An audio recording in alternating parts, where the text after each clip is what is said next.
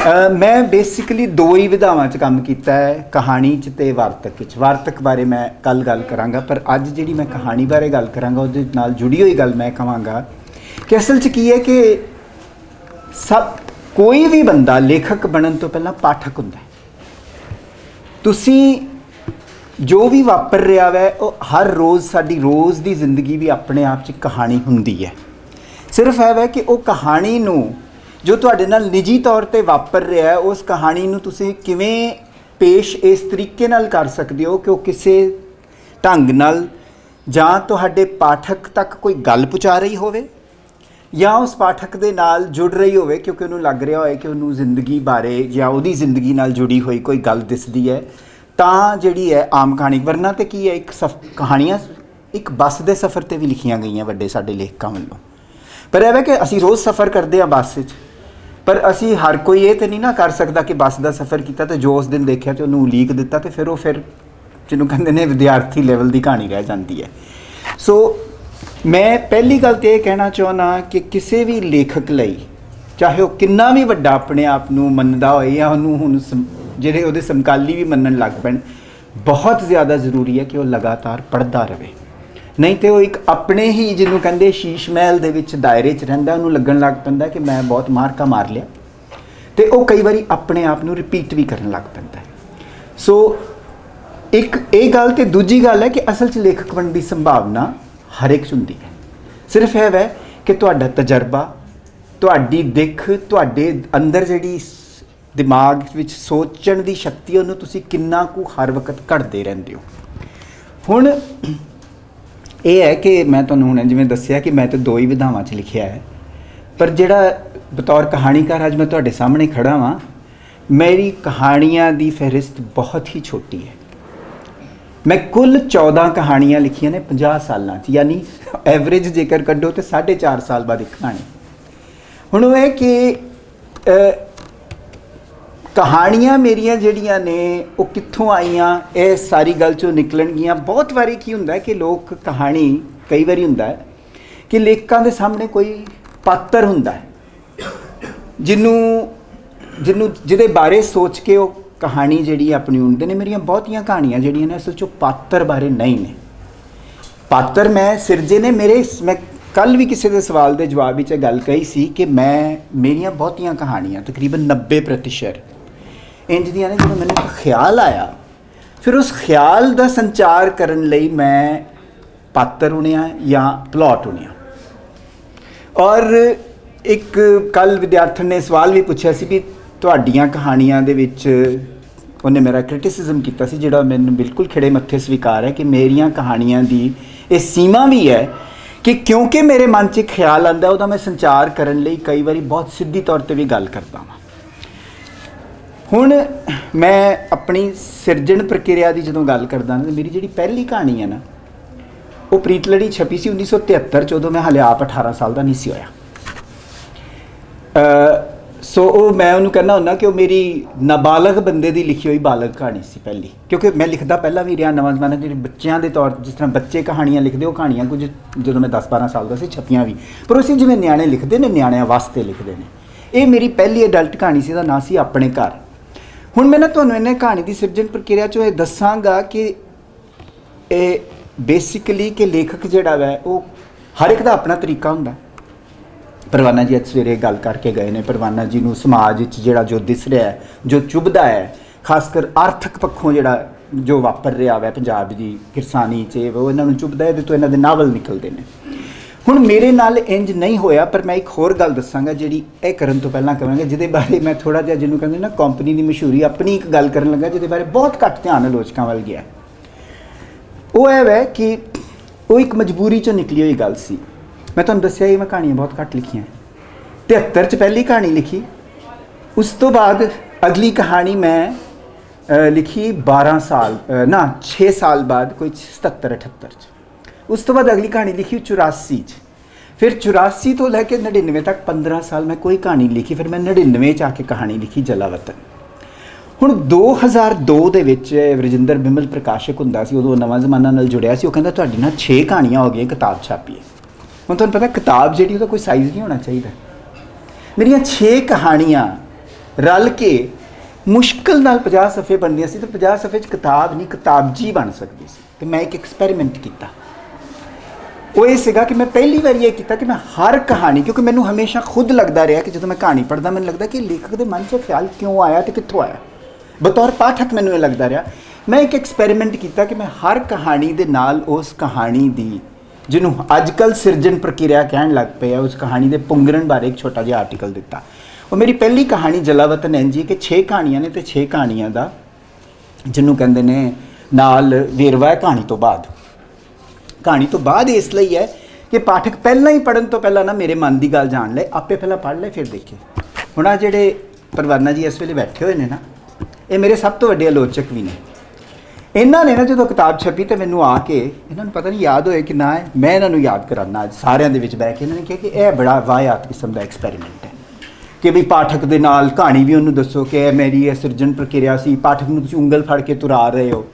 ਪਰ ਕਿਉਂ ਮੈਂ ਪਬਲਿਕਲੀ ਇਹਨਾਂ ਨੂੰ ਇਹ ਸੁਣਾ ਰਿਹਾ ਅੱਜ ਗੱਲ ਤੁਹਾਡੇ ਸਾਰਿਆਂ 'ਚ ਬਹਿ ਕੇ, ਮੁੜ ਕੇ ਇਹਨਾਂ ਨੇ ਇਹਦਾ ਪੂਰਾ ਕਾਲਮ ਸ਼ੁਰੂ ਕਰ ਦਿੱਤਾ ਸਿਰਜਣ ਪ੍ਰਕਿਰਿਆ ਦਾ। ਮੁੜ ਕੇ ਕੀ ਹੋਇਆ ਕਿ ਪ੍ਰੇਮ ਪ੍ਰਕਾਸ਼ ਤੋਂ ਲੈ ਕੇ ਹਰ ਇੱਕ ਨੇ ਮੇਰੀ ਸਿਰਜਣ ਪ੍ਰਕਿਰਿਆ ਲਿਖਣੀ ਸ਼ੁਰੂ ਕਰ ਦਿੱਤੀ।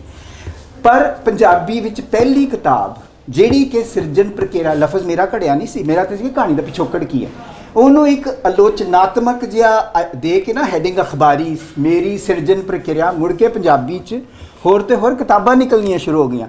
ਪਰ ਮੈਨੂੰ ਨਹੀਂ ਅੱਜ ਤੱਕ ਕਿਸੇ ਆਲੋਚਕ ਨੇ ਕਿਹਾ ਕਿ ਇਹ ਪਿਰਤ ਸੁਕੀਰਤ ਨੇ ਪਾਈ ਸੀ। ਸੋ ਇਸ ਗੱਲ ਤੋਂ ਮੈਂ ਸ਼ੁਰੂ ਕਰਦਾ ਹਾਂ। ਹੁਣ ਇਹ ਵੈ ਕਿ ਮੇਰੀ ਪਹਿਲੀ ਕਹਾਣੀ ਜਿਹੜੀ ਹੈ, ਜਿਹੜੀ ਮੈਂ ਕਹਿੰਦਾ ਕਿ ਮੈਂ ਉਦੋਂ ਆਪ ਬਾਲਗ ਨਹੀਂ ਸੀ ਹੋਇਆ, ਉਹਦਾ ਇਹ ਸੀ ਕਿ ਮੈਂ 17 ਸਾਲ ਦੀ ਉਮਰ 'ਚ ਮਾਸਕੋ ਪੜ੍ਹਨ ਚਲਾ ਗਿਆ। ਤੇ ਜਿਵੇਂ ਸਾਰੇ ਹੀ ਨਵੀਂ ਦਾਰੂ ਪੀਣਾ ਸ਼ੁਰੂ ਕਰਨ ਵਾਲੇ ਲੋਕ ਹੁੰਦੇ ਨੇ ਨਾ, ਉਹਨਾਂ ਨੂੰ 2 ਪ੍ਰੋਬਲਮਸ ਆਉਂਦੀਆਂ ਨੇ। ਇੱਕ ਹੁੰਦਾ ਕਿ ਉਹਨਾਂ ਨੂੰ ਇਹ ਨਹੀਂ ਪਤਾ ਲੱਗਦਾ ਕਿ ਕਿੰਨੀ ਕੁ ਪੀਣੀ ਹੈ ਤੇ ਕਦੋਂ ਨਸ਼ਾ ਚੜ੍ਹ ਜਾਣਾ ਹੈ, ਜ਼ਿਆਦਾ ਲੋੜ ਤੋਂ ਪੀ ਲੈਂਦੇ ਨੇ। ਦੂਜੇ ਜਜ਼ਬਾਤੀ ਹੋ ਜਾਂਦੇ ਨੇ। ਮੈਂ ਰਾਤ ਨੂੰ ਕਾਫੀ ਕਿਧਰੇ ਆਪਣੇ ਕਿਸੇ ਦੋਸਤ ਦੇ ਕਮਰੇ ਤੋਂ ਮੁੜਿਆ ਪੀ ਕੇ, ਤੇ ਉਹ ਕਿਧਰੇ ਆਉਂਦਿਆਂ ਰਾਹ 'ਚ ਮੇਰੇ ਕੋਲ ਆਪਣੇ ਉੱਥੇ ਨਾ ਹਰ ਇੱਕ ਦਾ ਆਪਣਾ ਕਮਰਾ ਹੁੰਦਾ ਸੀ ਹੋਸਟਲ ਵਿੱਚ। ਮੇਰੇ ਕਮਰੇ ਦੀ ਚਾਬੀ ਗੁਆਚ ਗਈ। ਰਾਤ ਦਾ 1 ਵਜੇ ਹੋਇਆ, ਰੂਸ ਵਿੱਚ ਠੰਡ ਬੜੀ ਪੈਂਦੀ ਹੈ, ਬਰਫ਼ ਬਾਹਰ, ਔਰ ਮੈਂ ਜਿਉਂ ਕੋਰੀਡੋਰ ਦੇ ਵਿੱਚ ਵੇਖਾਂ ਕਦੀ ਇੱਕ ਪੈਂਟ ਦੀ ਜੇਬਾਂ ਫਰੋਲਾਂ, ਦੂਜਾ ਮੈਨੂੰ ਚਾਬੀ ਨਾ ਲੱਭੀ, ਤੇ ਮੇਰਾ ਨਾ ਉਸ ਜਜ਼ਬਾਤੀ ਜੇ ਜਿਹਨੂੰ ਕਹਿੰਦੇ ਨੇ ਮੂਡ ਵਿੱਚ, ਔਰ ਬੱਚਾ ਤੇ ਮੈਂ 17 ਸਾਲ ਦਾ ਹੀ ਸਾਂ, ਮੇਰਾ ਨਾ ਰੋਣ ਨਿਕਲ ਗਿਆ। ਰੋਣ ਇਸ ਲਈ ਨਿਕਲ ਗਿਆ, ਉਸ ਰੋਣ 'ਚ ਹੇਰਵਾ ਜੁੜਿਆ ਹੋਇਆ ਸੀ ਕਿ ਮੈਨੂੰ ਅਚਾਨਕ ਯਾਦ ਆਇਆ ਵੀ ਜੇ ਮੈਂ ਇੰਡੀਆ 'ਚ ਹੁੰਦਾ ਤੇ ਹੋ ਹੀ ਨਹੀਂ ਸੀ ਸਕਦਾ ਕਿ ਮੈਂ ਬਾਹਰੋਂ ਆਇਆ ਤੇ ਮੇਰੀ ਮਾਂ ਜਿਹੜੀ ਹੈ ਉਦੋਂ ਤੱਕ ਜਾਗਦੀ ਨਾ ਰਹੀ ਹੋਏ ਵੀ ਮੁੰਡਾ ਆਇਆ ਨਹੀਂ ਘਰੇ। ਸਾਰੇ ਘਰਾਂ ਦੀ ਕਹਾਣੀ ਹੁੰਦੀ ਹੈ ਵੀ ਮਾਵਾਂ ਜਿਹੜੀਆਂ ਨੇ ਉਹ ਉਹਨਾਂ ਨੂੰ ਹੁੰਦਾ ਕਿ ਮੁੰਡਾ ਆਇਆ ਨਹੀਂ, ਉਹ ਜਾਗਦੀਆਂ ਰਹਿਣਗੀਆਂ ਰਾਤ ਤੱਕ। ਹੁਣ ਇਹ ਤਾਂ ਕੋਈ ਕਹਾਣੀ ਨਹੀਂ ਨਾ ਹੋਈ ਕਿ ਵੀ ਰਾਤੀ ਮੁੰਡਾ ਸ਼ਰਾਬੀ ਹੋ ਕੇ ਆਇਆ ਤੇ ਉਹਦੇ ਕੋਲ ਚਾਬੀ ਗਵਾਚ ਗਈ ਰਾਤ 'ਚ। ਉਸ ਕਹਾਣੀ ਨੂੰ ਮੈਂ ਫਿਰ ਇੱਕ ਹੇਰਵੇ ਨਾਲ ਜੋੜਿਆ ਤੇ ਉਹ ਕਹਾਣੀ ਬਣੀ ਮੇਰੀ ਪਹਿਲੀ ਆਪਣੇ ਘਰ। ਸੋ ਇਹ ਜਿਹੜੀ ਗੱਲ ਹੈ ਨਾ, ਇਹ ਮੇਰੀ ਸੀਗੀ ਕਿ ਇਹਦੇ ਵਿੱਚ ਇੱਕ ਇਹ ਸੀਗਾ ਕਿ ਬੇਸਿਕਲੀ ਅਸੀਂ ਜਦੋਂ ਜਵਾਨ ਹੋ ਰਹੇ ਹੁੰਦੇ ਹਾਂ, ਸਾਡੀਆਂ ਜਿਹੜੀਆਂ ਦੋਸਤੀਆਂ ਨੇ, ਸਾਡੇ ਜਿਹੜੇ ਚਾਅ ਨੇ, ਸਾਡੀਆਂ ਜਿਹੜੀਆਂ ਸਧਰਾਂ ਨੇ, ਉਹ ਆਪਣੇ ਮਾਪਿਆਂ ਤੋਂ ਹਟ ਜਾਂਦੀਆਂ ਨੇ। ਸਾਡੇ ਜਿਹੜੇ ਨਾਲ ਸਾਥੀ ਹੁੰਦੇ ਨੇ ਜਾਂ ਕੋਈ ਜੀਵਨ ਸਾਥੀ ਜਿਹਨੂੰ ਬਣਾਉਣਾ ਹੁੰਦਾ ਹੈ, ਉਹਦੇ ਵੱਲ ਕੇਂਦਰਿਤ ਹੋ ਜਾਂਦੇ ਨੇ। ਉਹਦੇ 'ਚ ਅਸੀਂ ਨਾਰਮਲੀ ਭੁੱਲੇ ਰਹਿੰਦੇ ਹਾਂ। ਅਸੀਂ ਸਾਨੂੰ ਪਤਾ ਹੁੰਦਾ ਕਿ ਮਾਪੇ ਤਾਂ ਹੈਗੇ ਹੀ ਨੇ, ਪਰ ਕੋਈ ਪੜਾਅ ਆਉਂਦਾ ਹੈ ਜਦੋਂ ਤੁਹਾਨੂੰ ਲੱਗਦਾ ਹੈ ਕਿ ਮਾਪਿਆਂ ਦੀ ਜਾਂ ਖਾਸ ਕਰ ਮਾਂ ਦੀ ਕਿੰਨੀ ਵਕਤ ਹੁੰਦੀ ਹੈ। ਇਹ ਉਹਦੇ 'ਚੋਂ ਨਿਕਲੀ ਹੋਈ ਕਹਾਣੀ ਸੀ। ਹੁਣ ਮੈਂ ਉਸ ਤੋਂ ਬਾਅਦ ਅਗਲੀ ਕਹਾਣੀ ਲਿਖੀ, ਉਹ ਮੇਰੀ ਬਾਏ ਦ ਵੇ ਇੱਕੋ ਇੱਕ ਕਹਾਣੀ ਹੈ ਜਿਹੜੀ ਕਿ ਇੱਕ ਸੱਚੀ ਮੁੱਚੀ ਤਕਰੀਬਨ ਵਾਪਰੀ ਹੋਈ ਘਟਨਾ 'ਤੇ ਆਧਾਰਿਤ ਹੈ। ਉਹਦਾ ਨਾਂ ਸੀ ਵਗਦੇ ਪਾਣੀ। ਗੱਲ ਹੈ ਕਿ ਮੌਤ ਅਟਲ ਸੱਚਾਈ ਹੈ, ਅਸੀਂ ਸਾਰੇ ਜਾਣਦੇ ਹਾਂ। ਪਰ ਇਹ ਹੈ ਕਿ ਜਦੋਂ ਤੁਸੀਂ ਜਵਾਨ ਹੁੰਦੇ ਹੋ ਤਾਂ ਤੁਸੀਂ ਪਹਿਲੀ ਮੌਤ ਵੇਖਦੇ ਹੋ ਨਾ, ਜੇ ਤੇ ਦਾਦੇ ਦਾਦੀ ਦੀ ਦੇਖੋ ਤੁਸੀਂ ਹੋਰ ਤਰ੍ਹਾਂ ਰਿਐਕਟ ਕਰਦੇ ਹੋ, ਕਿਉਂਕਿ ਤੁਹਾਡੇ ਮਨ 'ਚ ਹੁੰਦਾ ਹੈ ਕਿ ਇਹਨਾਂ ਨੇ ਕਿਸੇ ਵੇਲੇ ਜਾਣਾ ਸੀ। ਇਹ ਨਹੀਂ ਕਿ ਤੁਹਾਨੂੰ ਦੁੱਖ ਨਹੀਂ ਲੱਗਦਾ, ਪਰ ਜਦੋਂ ਤੁਹਾਡੇ ਕੋਈ ਹਾਣ ਦਾ ਚਲਾ ਜਾਏ ਨਾ ਜੇਕਰ, ਤੇ 2 ਗੱਲਾਂ ਵਾਪਰਦੀਆਂ ਨੇ। ਇੱਕ ਹੁੰਦਾ ਹੈ ਕਿ ਤੁਹਾਨੂੰ ਅਚਾਨਕ ਲੱਗਦਾ ਕਿ ਮੌਤ ਸਿਰਫ ਬੁੜਿਆਂ ਦੀ ਨਹੀਂ ਹੁੰਦੀ, ਸਾਡੇ 'ਚੋਂ ਵੀ ਕਿਸੇ ਦੀ ਹੋ ਸਕਦੀ ਹੈ। ਤੇ ਦੂਜੀ ਗੱਲ ਹੈ ਕਿ ਤੁਸੀਂ ਰਿਐਕਟ ਵੀ ਜਵਾਨ ਮੌਤ ਨੂੰ ਹਮੇਸ਼ਾ ਹੀ ਹੋਰ ਤਰ੍ਹਾਂ ਕਰਦੇ ਹੋ।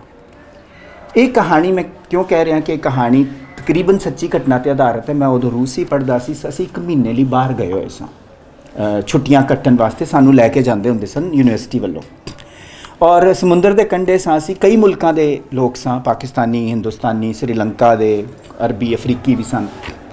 ਔਰ ਸਾਡੇ ਨਾਲ ਇੱਕ ਸ੍ਰੀਲੰਕਨ ਮੁੰਡਾ ਸੀ ਜਿਹੜਾ ਤਰਦਿਆਂ ਡੁੱਬ ਗਿਆ ਸੀ। ਹੁਣ ਨਾਲ ਹੋਇਆ ਕਿ ਜਦੋਂ ਪਤਾ ਲੱਗਾ ਕਿ ਉਹਦੀ ਮੌਤ ਹੋ ਗਈ ਹੈ, ਅਸੀਂ ਪਹਿਲੀ ਵਾਰੀ ਮਤਲਬ ਉਹ ਫਿਰ ਉਹ ਜਿਹੜਾ ਜਿਨ੍ਹਾਂ ਨੂੰ ਤਰਨਾ ਆਉਂਦਾ ਸੀ ਉਹ ਕੱਢ ਕੇ ਉਹਦੀ ਲਾਸ਼ ਲਿਆਇਆ ਸੀ। ਪਹਿਲੀ ਵਾਰੀ ਕਿਸੇ ਦੀ ਇੰਝ ਲਾਸ਼ ਵੀ ਦੇਖੀ ਅਤੇ ਇੰਨਾ ਜ਼ਿਆਦਾ ਜਿਹੜਾ ਕਹਿੰਦੇ ਨੇ ਅਸਰ ਹੋਇਆ ਕਿ ਹਰ ਇੱਕ ਦਾ ਪਹਿਲਾ ਪ੍ਰਭਾਵ ਸੀ ਮਤਲਬ ਕਿ ਉਹ ਜਿਹੜੀ ਛੁੱਟੀ ਤਫਰੀਹ 'ਤੇ ਅਸੀਂ ਆਏ ਹੋਏ ਸਾਂ ਉਹ ਇੱਕ ਐਸੇ ਗਮ ਵਿੱਚ ਬਦਲੀ ਕਿ ਹਰ ਇੱਕ ਨੇ ਟੀਚਰਸ ਨੂੰ ਕਹਿਣਾ ਸ਼ੁਰੂ ਕਰਤਾ ਵੀ ਅਸੀਂ ਹੁਣ ਵਾਪਸ ਯੂਨੀਵਰਸਿਟੀ ਚੱਲੀਏ। ਅਸੀਂ ਬਾਏ ਦ ਵੇ ਉਹ ਜਿਸ ਥਾਂ 'ਤੇ ਸਾਂ ਉਹ ਯੂਨੀਵਰਸਿਟੀ ਤੋਂ 2000 ਕਿਲੋਮੀਟਰ ਦੂਰ ਸੀ, ਹਵਾਈ ਜਹਾਜ਼ 'ਤੇ ਆਏ ਸਾਂ। ਜਿਹੜਾ ਟੀਚਰ ਸੀ ਉਹਨੇ ਕਿਹਾ ਕਿ ਅਸੀਂ ਹੁਣ ਵਾਪਸ ਨਹੀਂ ਜਾਵਾਂਗੇ ਅਤੇ ਉਹਨੇ ਇੱਕ ਗੱਲ ਕਹੀ ਕਿ ਗੱਲ ਐਵੇਂ ਕਿ ਬਹੁਤ ਮਾੜਾ ਹੋਇਆ, ਇਹਦੀ ਹੁਣ ਲੋਥ ਭੇਜਣ ਲਈ ਉਹਨੇ ਇੱਕ ਬੰਦੇ ਨੂੰ, ਕਿਉਂਕਿ ਉਹ ਸ੍ਰੀਲੰਕਾ ਦਾ ਮੁੰਡਾ ਸੀ, ਉਹਨੂੰ ਵਾਪਸ ਸ੍ਰੀਲੰਕਾ ਭੇਜਣਾ ਸੀ, 2 ਦੀ ਡਿਊਟੀ ਲੱਗੀ, ਉਹ ਉਹਨੂੰ ਲੈ ਕੇ ਮਾਸਕੋ ਗਏ, ਕਹਿੰਦਾ ਬਾਕੀ ਸਾਰੇ ਇੱਥੇ ਰਹਿਣਗੇ। ਅਤੇ ਉਹਨੇ ਇੱਕ ਲਫ਼ਜ਼ ਵਰਤਿਆ ਕਿ ਬੱਚਿਓ ਜਿਹੜੀ ਮੌਤ ਹੁੰਦੀ ਹੈ ਨਾ ਉਹ ਜਦੋਂ ਹੋ ਜਾਂਦੀ ਹੈ ਕੁਝ ਦਿਨਾਂ ਬਾਅਦ ਸਭ ਕੁਝ ਨੋਰਮਲਾਈਜ਼ ਹੋ ਜਾਂਦਾ। ਅਤੇ ਮੈਨੂੰ ਨਾ ਉਦੋਂ ਲੱਗਾ ਕਿ ਇਹ ਬਹੁਤ ਪੱਥਰ ਦਿਲ ਆਦਮੀ ਹੈ, ਇਹਦੇ 'ਤੇ ਕੋਈ ਅਸਰ ਹੀ ਨਹੀਂ ਹੋਇਆ ਕਿ ਇੱਕ ਜਵਾਨ ਮੁੰਡਾ ਮਰ ਗਿਆ। ਪਰ ਕੁਝ ਦਿਨਾਂ ਦੇ ਬਾਅਦ ਮੈਂ ਖੁਦ ਦੇਖਿਆ ਕਿ ਜਦੋਂ ਵੀ ਕੋਈ ਮੌਤ ਹੁੰਦੀ ਹੈ ਅਸੀਂ ਉਸ ਵੇਲੇ ਬਹੁਤ ਸਖਤ ਜਜ਼ਬਾਤੀ ਹੁੰਦੇ ਹਾਂ, ਪਰ ਮੌਤ ਇੱਕ ਐਸੀ ਅਟਲ ਸੱਚਾਈ ਕਿ ਜ਼ਿੰਦਗੀ ਨੇ ਤਾਂ ਤੁਰਦੇ ਜਾਣਾ ਹੁੰਦਾ। ਇਹ ਸਮਝ ਜਿਹੜੀ ਹੈਗੀ ਹੈ, ਔਰ ਹੁਣ ਤਾਂ ਖੈਰ ਮੈਂ ਇੰਨੀਆਂ ਮੌਤਾਂ ਦੇਖ ਚੁੱਕਾ ਵਾਂ, ਪਰ ਮੈਂ ਉਦੋਂ ਫਿਰ ਨਾ ਕੋਈ ਉਸ ਵੇਲੇ ਇਸ ਗੱਲ ਨੂੰ ਪੋਰਟਰੇ ਕਰਨ ਲਈ ਕਿ ਜ਼ਿੰਦਗੀ ਵਗਦੇ ਪਾਣੀ ਹੁੰਦੇ ਨੇ, ਜਿਨ੍ਹਾਂ ਨੇ ਵਗਦੇ ਹੀ ਜਾਣਾ, ਜਿਨ੍ਹਾਂ ਨੇ ਚੱਲਦੇ ਰਹਿਣਾ, ਜਿਹੜਾ ਚਲਾ ਜਾਂਦਾ ਉਹਦੇ ਨਾਲ ਕੋਈ ਨਹੀਂ ਜਾ ਸਕਦਾ। ਸੋਗ ਇੱਕ ਆਪਣੀ ਥਾਂ ਹੈ, ਦੁੱਖ ਇੱਕ ਆਪਣੀ ਥਾਂ ਹੈ, ਪਰ ਉਹਦੇ ਤੋਂ ਬੰਦਾ ਨਿਕਲ ਵੀ ਜਾਂਦਾ ਹੈ। ਕੋਈ ਜਿਹੜੀ ਅੰਗਰੇਜ਼ੀ ਦੀ ਹੈ ਨਾ ਕਿ ਟਾਈਮ ਹੀਲਸ ਐਵਰੀਥਿੰਗ, ਉਹ ਅਸਲ 'ਚ ਬਹੁਤ ਵੱਡਾ ਫੈਕਟ ਹੈ। ਉਹ 'ਚੋਂ ਨਿਕਲੀ ਮੇਰੀ 2 ਕਹਾਣੀ। ਉਸ ਤੋਂ ਬਾਅਦ ਕੀ ਹੈ ਕਿ ਮੈਂ ਤਕਰੀਬਨ 12 ਸਾਲ ਕੋਈ ਕਹਾਣੀ ਨਹੀਂ ਲਿਖੀ, ਔਰ ਫਿਰ ਇਹ ਹੋਇਆ ਕਿ ਇੱਕ ਚੀਜ਼ ਜਿਹੜੀ ਹਰ ਇੱਕ ਨਾਲ ਵਾਪਰਦੀ ਹੈ ਉਹ ਤਕਰੀਬਨ ਜਦੋਂ ਅਸੀਂ ਸਾਰੇ ਇਸ ਉਮਰ 'ਚੋਂ ਲੰਘਦੇ ਹਾਂ ਨਾ ਉਹ ਸਾਡੇ ਸਾਰਿਆਂ ਨਾਲ ਵਾਪਰ ਸਕਦੀ ਹੈ। ਉਹ ਹੈ ਕਿ ਤੁਹਾਨੂੰ ਕਿਸੇ ਨਾਲ ਮੁਹੱਬਤ ਹੁੰਦੀ ਹੈ ਅਤੇ ਉਹ ਤੁਹਾਨੂੰ ਮੁਹੱਬਤ ਜਿਹਦੇ ਨਾਲ ਹੋਈ ਹੈ ਉਹਨੂੰ ਉਨੀ ਸ਼ਿੱਦਤ ਨਾਲ ਨਹੀਂ ਹੋਈ। ਇਹ ਬੜੇ ਘੱਟ ਲੱਕੀ ਲੋਕ ਹੁੰਦੇ ਨੇ ਕਿ ਜਿਨ੍ਹਾਂ ਨੂੰ ਇੱਕ ਦੂਜੇ ਨਾਲ ਇੰਨਾ ਪਿਆਰ ਹੋ ਜਾਂਦਾ ਹੈ ਕਿ ਉਹ ਇੱਕ ਦੂਜੇ ਨੂੰ ਬਰਾਬਰ ਦਾ ਪਿਆਰ ਕਰਦੇ ਨੇ। ਔਰ ਕਈ ਵਾਰੀ ਹੁੰਦਾ ਕਿ ਤੁਹਾਡੀ ਮੁਹੱਬਤ ਦਾ ਸ਼ੁਰੂ ਇੱਕ ਥਾਂ ਤੋਂ ਹੁੰਦਾ ਹੈ ਅਤੇ ਖ਼ਤਮ ਹੋਣ ਲਈ ਦੋਵਾਂ 'ਚੋਂ ਇੱਕ ਜਣਾ ਜਿਹੜਾ ਉਹ ਕੋਈ ਹੋਰ ਸਾਥੀ ਲੱਭ ਲੈਂਦਾ। ਮੇਰੇ ਨਾਲ ਵੀ ਇੰਝ ਹੀ ਹੋਇਆ ਸੀ। ਇਹ ਮੇਰੇ ਅੰਦਰ ਬਹੁਤ ਦੇਰ ਘੁੰਮਦਾ ਰਿਹਾ, ਬਹੁਤ ਦੇਰ ਇਹ ਗੱਲ ਘੁੰਮਦੀ ਰਹੀ। ਪਰ ਇਹ ਵੇ ਕਿ ਹਰ ਬੰਦੇ ਦੇ ਅੰਦਰ ਇੱਕ ਜਜ਼ਬਾਤੀ ਹਿੱਸਾ ਹੁੰਦਾ ਹੈ ਅਤੇ ਇੱਕ ਰੈਸ਼ਨਲ ਜਾਂ ਦਲੀਲ ਵਾਲਾ ਹਿੱਸਾ ਹੁੰਦਾ ਜਿਹੜਾ ਇਹ ਸਮਝਾਉਂਦਾ ਵੈ ਕਿ ਹਰ ਕੋਈ ਸ਼ਿਵ ਕੁਮਾਰ ਬਟਾਲਵੀ ਵਾਂਗੂ ਗਾਵਾਂ 'ਚ ਜ਼ਿੰਦਗੀ ਡੋਬ ਨਹੀਂ ਲੈਂਦਾ। ਆਮ ਬੰਦਾ ਜਿਹੜਾ ਉਹ ਹੌਲੀ ਹੌਲੀ ਇਹ 'ਚੋਂ ਨਿਕਲ ਜਾਂਦਾ ਅਤੇ ਉਹਦੇ 'ਚੋਂ ਮੇਰੀ ਕਹਾਣੀ ਤੀਜੀ ਨਿਕਲੀ ਜਿਹਦਾ ਨਾਂ ਸੀ ਵਾਪਸੀ। ਜਿਹੜੀ ਕਹਾਣੀ ਬਿਲਕੁਲ ਹੀ ਜਿਹਨੂੰ ਕਹਿੰਦੇ ਨੇ ਵੱਖਰੇ ਪਿਛੋਕੜ ਦੀ ਕਹਾਣੀ ਹੈ। ਔਰ ਹੁਣ ਮੈਂ ਇੱਥੇ ਇੱਕ ਗੱਲ ਕਰਾਂਗਾ ਕਿ ਮੇਰੀਆਂ ਸਾਰੀਆਂ ਕਹਾਣੀਆਂ ਦੇ ਵਿੱਚ ਨਾ ਇੱਕ ਗੱਲ ਜਿਹੜੀ ਦੇਖੀ ਜਾ ਸਕਦੀ ਉਹ ਹੈ ਕਿ ਮੈਂ ਨਾ, ਕਿਉਂਕਿ ਕੱਲ੍ਹ ਮੈਂ ਕਿਸੇ ਨੂੰ ਜਵਾਬ 'ਚ ਕਿਹਾ ਸੀ ਕਿ ਮੈਂ ਬਹੁਤ ਪੋਲੀਟੀਕਲ ਬੰਦਾ ਵਾਂ, ਮੇਰੇ ਸਾਹਮਣੇ ਜੋ ਵਾਪਰ ਰਿਹਾ ਹੁੰਦਾ ਨਾ ਉਹਦੇ ਉੱਤੇ ਵੀ ਮੈਂ ਕਮੈਂਟ ਕਹਾਣੀ 'ਚ ਕਰਨ ਦੀ ਕੋਸ਼ਿਸ਼ ਕਰਦਾ। ਉਹ ਅਸਲ 'ਚ ਵਾਪਸੀ ਕਹਾਣੀ ਹਾਲਾਂਕਿ ਇੱਕ ਟੁੱਟ ਚੁੱਕੇ ਇਸ਼ਕ ਦੀ ਕਹਾਣੀ ਹੈ। ਇਹਦੇ ਬਾਵਜੂਦ ਉਹਦੇ 'ਚ ਜਿਹੜਾ ਉਹ ਕਹਾਣੀ ਵਾਪਰਦੀ ਰੂਸ 'ਚ ਹੈ, ਕਿਉਂਕਿ ਇੱਕ ਜੋੜਾ ਦਿਖਾਇਆ ਹੋਇਆ ਕਿ ਕੁੜੀ ਜਿਹੜੀ ਹੈ ਪੰਜਾਬਣ ਹੈ ਜਿਹਦਾ ਪਤੀ ਰੂਸੀ ਸੀ। ਉਹਦੇ 'ਚ ਮੈਂ ਪੂਰੀ ਕੋਸ਼ਿਸ਼ ਕੀਤੀ ਕਿ ਮੈਂ ਜੋ ਰੂਸ 'ਚ ਉਸ ਵੇਲੇ ਵਾਪਰ ਰਿਹਾ ਸੀ, ਜੋ ਟੁੱਟ ਭੱਜ ਵੀ ਹੋ ਰਹੀ ਸੀ, ਉਹਨੂੰ ਵੀ ਇੱਕ ਤਰੀਕੇ ਨਾਲ ਪਾਇਆ ਹੋਇਆ ਸੀ। ਇਸ ਤੋਂ ਬਾਅਦ ਮੈਂ ਫਿਰ ਕੋਈ 14-15 ਸਾਲ ਕੋਈ ਕਹਾਣੀ ਨਹੀਂ ਲਿਖੀ, ਕਿਉਂਕਿ ਮੈਂ ਵਿਚਕਾਰ ਵਾਪਸ ਰੂਸ ਚਲਾ ਗਿਆ। ਵੈਸੇ ਵੀ ਮੈਂ ਤੁਹਾਨੂੰ ਦੱਸਾਂ ਕਿ ਮੈਂ 73 ਤੋਂ ਲੈ ਕੇ ਤਕਰੀਬਨ 90ਵਿਆਂ ਦੇ ਮਿਡਲ ਤੱਕ ਮੈਂ ਪੰਜਾਬ ਤੋਂ ਕੀ ਹਿੰਦੁਸਤਾਨ ਤੋਂ ਵੀ ਟੁੱਟਿਆ ਰਿਹਾ। ਮੈਂ ਬਹੁਤ ਸਮਾਂ ਬਾਹਰ ਬਿਤਾਇਆ। ਹੁਣ ਇਹ ਜਿਹੜਾ ਬਾਹਰ ਬਿਤਾਉਣ ਵਾਲੀ ਗੱਲ ਹੈ, ਮੈਨੂੰ ਲੱਗਦਾ ਕਿ ਇੱਥੇ ਆ ਕੇ ਮੈਨੂੰ ਲੱਗਦਾ ਕਿ ਬਾਹਰ ਜਦੋਂ ਤੁਸੀਂ ਵੱਖਰੀ ਥਾਂ 'ਤੇ ਰਹਿੰਦੇ ਹੋ ਨਾ, ਤੁਹਾਨੂੰ ਜਿਹੜਾ ਇੱਕ ਹੋਰ ਕਿਸਮ ਦੇ ਲੋਕਾਂ ਨਾਲ ਜਦ ਤੁਸੀਂ ਮਿਲਦੇ ਹੋ, ਤੁਹਾਡਾ ਮਨ ਜਿਹੜਾ ਨਾ ਉਹਦਾ ਕੁਛ ਘੇਰਾ ਮੋਖਲਾ ਹੋਣਾ ਸ਼ੁਰੂ ਹੋ ਜਾਂਦਾ। ਦੇਖੋ ਜਿਵੇਂ ਕੋਈ ਬੱਚਾ ਪਿੰਡ ਸਾਰੀ ਉਮਰ ਰਿਹਾ ਹੋਏ ਨਾ, ਉਹ ਜਦੋਂ ਪਟਿਆਲੇ ਜਾਂ ਜਲੰਧਰ ਵਰਗੇ ਸ਼ਹਿਰ 'ਚ ਆਉਂਦਾ ਨਾ, ਉਹਨੂੰ ਕੁਛ ਹੁਣ ਨਵੇਂ ਵਰਤਾਰੇ ਦਿਖਦੇ ਨੇ, ਭਾਵੇਂ ਪੰਜਾਬ ਦੇ ਹੀ ਸ਼ਹਿਰ ਨੇ। ਜਦੋਂ ਉਹੀ ਬੱਚਾ ਮੁੜ ਕੇ ਬੰਗਲੌਰ ਜਾਂਦਾ, ਉਹਨੂੰ ਕੁਛ ਹੋਰ ਵੀ ਸਮਝ ਲੱਗਦੀ ਹੈ। ਇੱਕ ਤਾਂ ਤੁਹਾਨੂੰ ਇਹ ਸਮਝ ਆਉਣੀ ਸ਼ੁਰੂ ਹੁੰਦੀ ਕਿ ਕੋਈ ਵੀ ਨਸਲ ਹੋਵੇ, ਕੋਈ ਵੀ ਜਾਤ ਹੋਵੇ, ਕੋਈ ਵੀ ਕੁਝ ਹੋਵੇ, ਲੋਕੀ ਸਾਰੇ ਚੰਗੇ ਜਾਂ ਮਾੜੇ ਹਰ ਥਾਂ 'ਤੇ ਤੁਹਾਨੂੰ ਲੱਭ ਜਾਂਦੇ। ਸੋ ਉਹ ਜਿਹੜੀ ਕਹਾਣੀ ਹੈ ਮੇਰੀ, ਉਹ ਇੱਕ ਹੋਰ ਗੱਲ ਚੁੱਪਜੀ ਹੋਈ ਸੀਗੀ ਕਿ ਗੱਲ ਹੈ ਕਿ ਹੁਣ ਅਸੀਂ ਇਸ ਵੇਲੇ 2022 'ਚ ਬੈਠੇ ਹਾਂ। ਤੁਹਾਡੀ ਪੀੜ੍ਹੀ ਵਾਸਤੇ ਇਹ ਲਫ਼ਜ਼ ਕੋਈ ਨਵੇਂ ਨਹੀਂ ਨੇ, ਗੇ ਔਰ ਲੈਸਬੀਅਨ। ਤੁਹਾਨੂੰ ਸਭ ਨੂੰ ਪਤਾ ਹੈ ਕਿਉਂਕਿ ਹੁਣ TV 'ਤੇ ਫਿਲਮਾਂ 'ਤੇ ਕਈ ਕੁਛ ਆ ਚੁੱਕਾ ਹੈ। ਪਰ ਮੈਂ ਇਹ ਕਹਾਣੀ ਲਿਖੀ ਸੀ 1999 'ਚ, 23 ਸਾਲ ਪਹਿਲਾਂ। ਉਹਦੇ 'ਚ ਕੀ ਸੀਗਾ ਕਿ ਉਦੋਂ ਪਰਵੇਜ਼ ਸੰਧੂ ਦੀ ਮੈਂ ਕਹਾਣੀ ਇੱਕ ਪੰਜਾਬੀ 'ਚ ਪੜ੍ਹੀ। ਉਹਦਾ ਨਾਂ ਸੀ ਸ਼ਾਇਦ ਸੈਂਡੀ ਉਦਾਸ ਹੈ ਜਾਂ ਕੋਈ ਇੰਝ ਦਾ ਨਾਂ ਸੀ। ਉਹਦੇ ਵਿੱਚ ਪਹਿਲੀ ਵਾਰੀ ਮੈਨੂੰ ਲੈਸਬੀਅਨ ਪਾਤਰ ਦਿਸਿਆ, ਪਰ ਨਾ ਉਹ ਬਹੁਤ ਹੀ ਜਿਵੇਂ ਕਹਿੰਦੇ ਨੇ, ਜਿਵੇਂ ਕੋਈ ਦੁਨੀਆ ਦਾ ਸਤਾਇਆ, ਇਸ ਕਰਕੇ ਮਜਬੂਰੀ 'ਚ ਲੈਸਬੀਅਨ। ਫਿਰ ਇੱਕ ਰਾਈਟਰ ਨੇ ਜਿਹੜੇ ਪੰਜਾਬੀ 'ਚ ਤੇ ਘੱਟ ਲਿਖਦੇ ਨੇ, ਹਿੰਦੀ 'ਚ ਲਿਖਦੇ ਨੇ, ਉਹਦਾ ਨਾਂ ਹੈ ਕੇਵਲ ਸੂਦ। ਕੇਵਲ ਸੂਦ ਨੇ ਕਹਾਣੀ ਲਿਖੀ ਸੀ ਇੱਕ ਮੁਰਗੀ ਖਾਨਾ। ਮੁਰਗੀ ਖਾਨਾ 'ਤੇ ਪੜ੍ਹ ਕੇ ਮੈਨੂੰ ਬੜੀ ਕੋਫਤ ਹੋਈ। ਕੋਫਤ ਜਾਣਦੇ ਹੋ ਲਫ਼ਜ਼, ਮਤਲਬ ਮੈਨੂੰ ਬੜੀ ਖਿਝ ਚੜੀ, ਕਿਉਂਕਿ ਉਹਦੇ 'ਚ ਦੱਸਿਆ ਇੰਝ ਹੋਇਆ ਸੀਗਾ ਕਿ ਜਿਵੇਂ ਨਾ ਦੋ ਲੈਸਬੀਅਨਸ ਨੂੰ ਪੋਰਟਰੇ ਇੰਝ ਕੀਤਾ ਹੋਇਆ ਸੀ ਜਿਵੇਂ ਇੱਕ ਜਣੀ ਤਾਂ ਰਾਖਸ਼ਣੀ ਹੋਵੇ, ਜਿਹੜੀ ਮਤਲਬ ਕਿ ਚਰੂੰਡ ਕੇ ਕੁੜੀਆਂ ਲੱਭ ਕੇ ਖਾ ਰਹੀ ਹੈ। ਮਤਲਬ ਇਹ ਇੰਨੀ ਜ਼ਿਆਦਾ ਨੈਗੇਟਿਵ ਕਹਾਣੀ ਸੀ। ਹੁਣ ਮੇਰੇ ਲਈ ਇਹ ਸੀਗਾ ਕਿ ਮੇਰੀਆਂ ਇੰਨੀਆਂ ਸਾਰੀਆਂ ਲੈਸਬੀਅਨ ਦੋਸਤ ਸਨ ਜਿਨ੍ਹਾਂ ਦੀ ਜੀਵਨ ਜਾਂਚ ਮੈਂ ਦੇਖੀ ਸੀ। ਔਰ ਗੱਲ ਹੈ ਕਿ ਪੰਜਾਬ ਵਿੱਚ ਉਦੋਂ ਤੱਕ ਕੋਈ ਇਸ ਬਾਰੇ ਗੱਲ ਵੀ ਨਹੀਂ ਸੀ ਕਰਦਾ, ਕਿਉਂਕਿ ਕੁਝ ਚੀਜ਼ਾਂ ਨੇ ਕਿ ਜਿਨ੍ਹਾਂ ਬਾਰੇ ਗੱਲ ਕਰਨੋਂ ਕਤਰਾਇਆ ਜਾਂਦਾ, ਜਾਂ ਇਹ ਨਹੀਂ ਸਮਝ ਆਉਂਦੀ ਕਿ ਉਹਨਾਂ ਨੂੰ ਤੁਸੀਂ ਸਾਹਿਤਕ ਰੂਪ ਵਿੱਚ ਪੇਸ਼ ਕਿਵੇਂ ਕਰਨਾ। ਹੁਣ ਜਿਸ ਤਰ੍ਹਾਂ ਪਰਵਾਨਾ ਜੀ ਨੇ ਕਿਹਾ ਨੇ ਸਮਕਾਲ ਦੀ ਗੱਲ ਕਰਦੇ ਨੇ, ਮੈਨੂੰ ਕਈ ਵਾਰੀ ਲੱਗਦਾ ਹੈ ਕਿ ਮੈਂ ਉਸ ਸਮਕਾਲ ਦੀ ਗੱਲ ਕਰ ਰਿਹਾ ਜਿਹੜੇ ਸਮਕਾਲ ਬਾਰੇ ਗੱਲ ਹੋ ਨਹੀਂ ਰਹੀ। ਮੇਰੀਆਂ ਬੜੀਆਂ ਸਾਰੀਆਂ ਕਹਾਣੀਆਂ 'ਚ ਗੱਲ ਆਏਗੀ ਕਿ ਇੱਕ ਹੈ ਸਮਕਾਲ ਜਿਹੜਾ ਤੁਹਾਨੂੰ ਸਾਹਮਣੇ ਦਿਸਦਾ, ਅਖਬਾਰਾਂ 'ਚ ਵੀ ਦਿਸ ਜਾਂਦਾ, ਬਿਲਕੁਲ ਸਾਹਮਣੇ ਦਿਸਦਾ ਸਮਕਾਲ ਹੈ। ਪਰ ਇਹ ਮੇਰੇ ਨਾਲ ਤੁਰਦਾ ਸਮਕਾਲ ਸੀ। ਉਹਦੇ 'ਚੋਂ ਮੈਂ ਕਹਾਣੀ ਲਿਖੀ ਬੜੇ ਸਾਲ ਬਾਅਦ, 15 ਸਾਲ ਬਾਅਦ, ਜਲਾਵਤਨ। ਜਿਹੜੀ ਜਲਾਵਤਨ ਕਹਾਣੀ ਹੈ ਉਹ ਮੈਂ ਤੁਹਾਨੂੰ ਸੱਚ ਦੱਸਾਂ ਤੇ ਮੈਂ ਜਦੋਂ ਲਿਖੀ ਤੇ ਮੈਂ ਥੋੜ੍ਹਾ ਜਿਹਾ ਘਬਰਾਇਆ ਵੀ ਕਿ ਉਹ ਜਲਾਵਤਨ ਕਹਾਣੀ, ਮੈਨੂੰ ਨਹੀਂ ਪਤਾ ਤੁਹਾਡੇ 'ਚੋਂ ਕਿਸੇ ਨੇ ਪੜ੍ਹੀ ਹੈ ਨਹੀਂ ਪੜ੍ਹੀ, ਪਰ ਜਲਾਵਤਨ ਕਹਾਣੀ ਪਹਿਲੀ ਪੰਜਾਬੀ ਦੀ ਕਹਾਣੀ ਸੀ ਜਿਹੜੀ ਕਿ ਦੋ ਕੁੜੀਆਂ ਦੀ ਮੁਹੱਬਤ ਨੂੰ ਨੋਰਮਲ ਪੇਸ਼ ਕਰਦੀ ਸੀ ਔਰ ਉਹਨਾਂ ਨੂੰ ਨੈਗੇਟਿਵ ਨਹੀਂ ਸੀ ਪੇਸ਼ ਕਰਦੀ, ਉਹਨਾਂ ਦੀ ਚੋਇਸ ਵਾਂਗੂ ਪੇਸ਼ ਕਰਦੀ ਸੀ। ਅਤੇ ਮੈਨੂੰ ਡਰ ਜਿਹਾ ਲੱਗਾ ਕਿ ਕਹਾਣੀ ਕੋਈ ਛਾਪੂਗਾ ਵੀ ਕਿ ਨਹੀਂ। ਸੋ ਸਭ ਤੋਂ ਪਹਿਲਾਂ ਮੈਂ ਆਪਣੀ ਮਾਂ ਨੂੰ ਪੜ੍ਹਾਈ ਕਿ ਇਹ ਕਹਾਣੀ ਜਿਹੜੀ ਹੈ ਤੁਹਾਨੂੰ ਕਿਹੋ ਜਿਹੀ ਲੱਗਦੀ ਹੈ ਪੰਜਾਬੀ 'ਚ, ਕਿ ਮਤਲਬ ਉਹਨਾਂ ਨੇ ਮੈਨੂੰ ਇੱਕੋ ਹੀ ਸਲਾਹ ਦਿੱਤੀ। ਉਹ ਕਹਿੰਦੇ ਕਹਾਣੀ ਤੁਹਾਨੂੰ ਭੇਜ ਦੇਣੀ ਚਾਹੀਦੀ, ਉਹਨੂੰ ਰੋਕ ਕੇ ਰੱਖਣ ਦੀ ਗੱਲ ਨਹੀਂ, ਪਰ ਮੈਨੂੰ ਸਿਰਜਣਾ ਨੂੰ ਭੇਜੀ, ਰਘਵੀਰ ਸਿੰਘ ਹੋਰਾਂ ਵਾਲੇ ਨੂੰ, ਉਹਨੂੰ ਭੇਜ, ਕਿਸੇ ਹੋਰ ਨੂੰ ਨਾ ਭੇਜੀ। ਮੈਂ ਫਿਰ ਵੀ ਸੋਚਿਆ ਕਿ ਮੇਰੀ ਮਾਂ ਜਿਹੜੀ ਹੈ ਥੋੜ੍ਹੀ ਗੁਰਬਖਸ਼ ਸਿੰਘ ਪ੍ਰੀਤਲੜੀ ਦੀ ਧੀ ਹੈ, ਹੋਰ ਤਰ੍ਹਾਂ ਸੋਚਦੀ ਹੈ, ਕਿਸੇ ਹੋਰ ਨੂੰ ਵੀ ਪੜ੍ਹਾ ਲੈਣੀ ਚਾਹੀਦੀ। ਸਾਡੇ ਨਵਾਂ ਜ਼ਮਾਨਾ ਦੇ ਦਫ਼ਤਰ 'ਚ ਰਿਸੈਪਸ਼ਨਿਸਟ ਹੁੰਦੀ ਸੀ ਕਿ ਹਾਲੇ ਵੀ ਹੈ, ਸੁੱਖੀ ਉਹਦਾ ਨਾਂ ਹੈ, ਸੁਖਵਿੰਦਰ ਕੌਰ। ਉਹ ਉਸ ਵੇਲੇ ਉਹ 35-36 ਸਾਲ ਦੀ ਸੀ, ਮਤਲਬ ਜਵਾਨ ਸੀ। ਮੈਨੂੰ ਲੱਗਾ ਕਿ ਮੈਨੂੰ ਨਾ ਕਿਸੇ ਜਿਹਨੂੰ ਕਹਿੰਦੇ ਨੇ ਜਿਹਦਾ ਚੌਗਿਰਦਾ ਇੰਨਾ ਜ਼ਿਆਦਾ ਵਿਸ਼ਾਲ ਨਾ ਹੋਵੇ ਜਿਵੇਂ ਮੇਰੀ ਮਾਂ ਦਾ ਵੈ, ਉਹਨੂੰ ਵੀ ਪੜ੍ਹਾ ਕੇ ਦੇਖਣੀ ਚਾਹੀਦੀ ਹੈ ਕਿ ਜਿਹਨੂੰ ਕੀ ਲੱਗਦਾ ਹੈ ਕਿ ਕਹਾਣੀ ਕੀ ਹੈ। ਮੈਂ ਸੁੱਖੀ ਨੂੰ ਪੜ੍ਹਾਈ, ਮੈਂ ਕਿਹਾ ਤੈਨੂੰ ਕੀ ਲੱਗ, ਕਹਿੰਦੀ ਕਾ ਭਾਜੀ ਬਹੁਤ ਵਧੀਆ ਕਹਾਣੀ। ਜਦੋਂ ਮੈਨੂੰ ਸੁੱਖੀ ਨੇ ਕਿਹਾ ਨਾ ਗੱਲ ਕਿ ਕਹਾਣੀ ਵਧੀਆ, ਮੇਰੇ ਨਾ ਸਾਰੇ ਤੌਖਲੇ ਦੂਰ ਹੋ ਗਏ। ਹੁਣ ਉਹਦੇ 'ਚ ਕੀ ਗੱਲ ਹੈ ਕਿ ਮੈਨੂੰ ਕਈ ਵਾਰੀ ਲੱਗਦਾ ਹੈ ਕਿ ਲੇਖਕ ਨੂੰ ਖੁਦ ਨਹੀਂ ਪਤਾ ਹੁੰਦਾ ਕਿ ਉਹ ਵਕਤ ਆ ਚੁੱਕਾ ਹੈ ਜਦੋਂ ਕਿ ਤੁਹਾਡੇ ਪਾਠਕ ਤੁਹਾਡੀ ਕਈ ਗੱਲ ਨੂੰ ਐਕਸੈਪਟ ਕਰਨ ਲਈ ਤਿਆਰ ਹੋ ਗਏ। ਉਹਦੇ 'ਚੋਂ ਨਿਕਲੀ ਸੀ ਜਲਾਵਤਨ। ਉਸ ਤੋਂ ਬਾਅਦ ਜਿਹੜੀ ਮੈਂ ਕਹਾਣੀ ਲਿਖੀ, ਉਹ ਕਹਾਣੀ ਮੈਂ ਤੁਹਾਨੂੰ ਕੱਲ੍ਹ ਪੜ੍ਹ ਕੇ ਸੁਣਾਈ ਸੀ। ਉਹਦੇ ਬਾਰੇ ਹੁਣ ਮੈਂ ਬਹੁਤੀ ਗੱਲ ਨਹੀਂ ਕਰਾਂਗਾ ਕਿਉਂਕਿ ਉਹ ਵੀ ਮੇਰੇ ਮਨ 'ਚ ਇਹ ਸੀਗਾ ਕਿ ਬਹੁਤ ਕੁਝ ਬਦਲ ਰਿਹਾ ਹੈ ਪੰਜਾਬ ਵਿੱਚ। ਪੰਜਾਬ ਵਿੱਚ ਔਰਤਾਂ ਪੜ੍ਹ ਲਿਖ ਵੀ ਗਈਆਂ ਨੇ, ਪਰ ਇਹ ਨਹੀਂ ਸਮਝ ਆ ਰਹੀ ਪੰਜਾਬੀ ਮਰਦ ਨੂੰ ਕਿ ਜਦੋਂ ਔਰਤ ਜਿਹੜੀ ਹੈ ਉਹਦੇ 'ਤੇ ਤੁਸੀਂ ਇਹ ਭਾਰ ਪਾ ਦਿੰਦੇ ਹੋ ਕਿ ਸਿਰਫ ਬੱਚੇ ਪਾਲਣਾ, ਘਰ ਕਰਨਾ ਉਹਦੀ ਜ਼ਿੰਮੇਵਾਰੀ ਹੈ। ਹੁਣ ਇੱਥੇ ਮੈਨੂੰ ਕਿਉਂਕਿ ਪਰਵਾਨਾ ਜੀ ਨੇ ਤਾਜ਼ਾ ਗੱਲ ਕੀਤੀ ਔਰ ਮੇਰੇ ਐਸੇ ਦੋਸਤ ਨੇ ਕਿ ਮੇਰੀ ਹਰ ਗੱਲ ਸੁਣ। ਅੱਜ ਪਰਵਾਨਾ ਜੀ ਨੇ ਤੁਹਾਨੂੰ ਸਵੇਰ ਵਾਲੇ ਸੈਸ਼ਨ 'ਚ ਕਿਹਾ ਕਿ ਮੈਂ ਲਿਖਦਾ ਪੜ੍ਹਦਾ ਵਾਂ, ਸਵਾਈ ਸਬਜ਼ੀ ਲਿਆਉਂਦੇ ਮੈਂ ਕੋਈ ਕੰਮ ਨਹੀਂ ਕਰਦਾ, ਘਰ ਮੇਰੀ ਬੀਵੀ ਚਲਾਉਂਦੀ ਹੈ ਔਰ ਮੈਂ ਇਸ ਕਰਕੇ ਲਿਖ ਪੜ੍ਹ ਸਕਦਾ ਵਾਂ।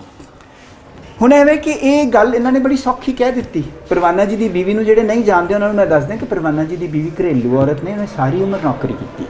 ਪਰਵਾਨਾ ਜੀ ਜਿਸ ਘਰ 'ਚ ਰਹਿ ਰਹੇ ਨੇ ਨਾ, ਉਹਦਾ ਪਲਾਟ ਵੀ ਉਹਨੇ ਖਰੀਦਿਆ, ਉਹਦੀਆਂ ਇੱਟਾਂ ਵੀ ਉਹਨੇ ਜੜੀਆਂ, ਉਹਦੇ ਰਾਜ ਮਿਸਤਰੀ ਨਾਲ ਵੀ ਉਹਨੇ ਗੱਲ ਕੀਤੀ। ਪਰ ਪਰਵਾਨਾ ਜੀ ਸ਼ਾਇਦ ਇੰਨੀ ਦੇਣ ਨਹੀਂ ਉਹਦੀ ਸਮਝਦੇ ਕਿ ਇਹ ਅੱਜ ਲਿਖਾਰੀ ਇਸ ਲਈ ਨੇ ਕਿ ਉਹਨੇ, ਇਹ ਠੀਕ ਹੈ ਉਹ ਇਹਨਾਂ ਨਾਲ ਹਰ ਘਰ ਦੇ ਵਿੱਚ ਔਰਤ ਆਦਮੀ ਨਾਲ ਲੜਦੀ ਹੈ ਕਿਸੇ ਨਾ ਕਿਸੇ ਗੱਲ 'ਤੇ। ਕਿਹੜਾ ਰਿਸ਼ਤਾ ਹੈ ਜਿਹਦੇ ਵਿੱਚ ਲੜਾਈ ਨਹੀਂ ਹੁੰਦੀ? ਨਹੀਂ ਤਾਂ ਉਹ ਨਕਲੀ ਰਿਸ਼ਤਾ ਹੁੰਦਾ।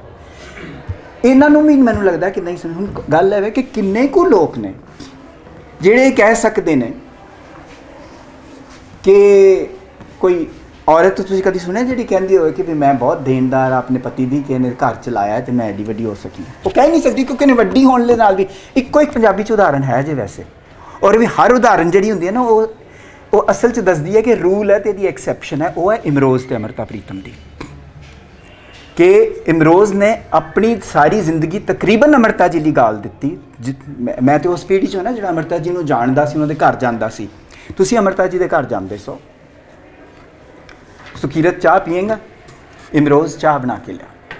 ਹੁਣ ਗੱਲ ਹੈ ਕਿ ਇਮਰੋਜ਼ ਨੇ ਇੱਕ ਉਹ ਰੋਲ ਨਿਭਾਇਆ ਜਿਹੜਾ ਟ੍ਰੈਡੀਸ਼ਨਲੀ ਹਿੰਦੁਸਤਾਨ 'ਚ ਔਰਤ ਕੋਲੋਂ ਐਕਸਪੈਕਟ ਕੀਤਾ ਜਾਂਦਾ ਹੈ, ਆਸ ਰੱਖੀ ਜਾਂਦੀ ਹੈ। ਹੁਣ ਉਹ ਰੋਲ ਜਿਹੜਾ ਇਮਰੋਜ਼ ਨੇ ਨਿਭਾਇਆ, ਉਹਦੇ ਲਈ ਇਮਰੋਜ਼ ਨੂੰ ਬਾਰ-ਬਾਰ ਬਹੁਤ ਵਡਿਆਇਆ ਜਾਂਦਾ ਹੈ ਕਿ ਇਹਨੇ ਕਿੱਡੀ ਵੱਡੀ ਕੁਰਬਾਨੀ ਦਿੱਤੀ, ਔਰ ਉਹ ਠੀਕ ਵਡਿਆਇਆ ਜਾਂਦਾ ਹੈ।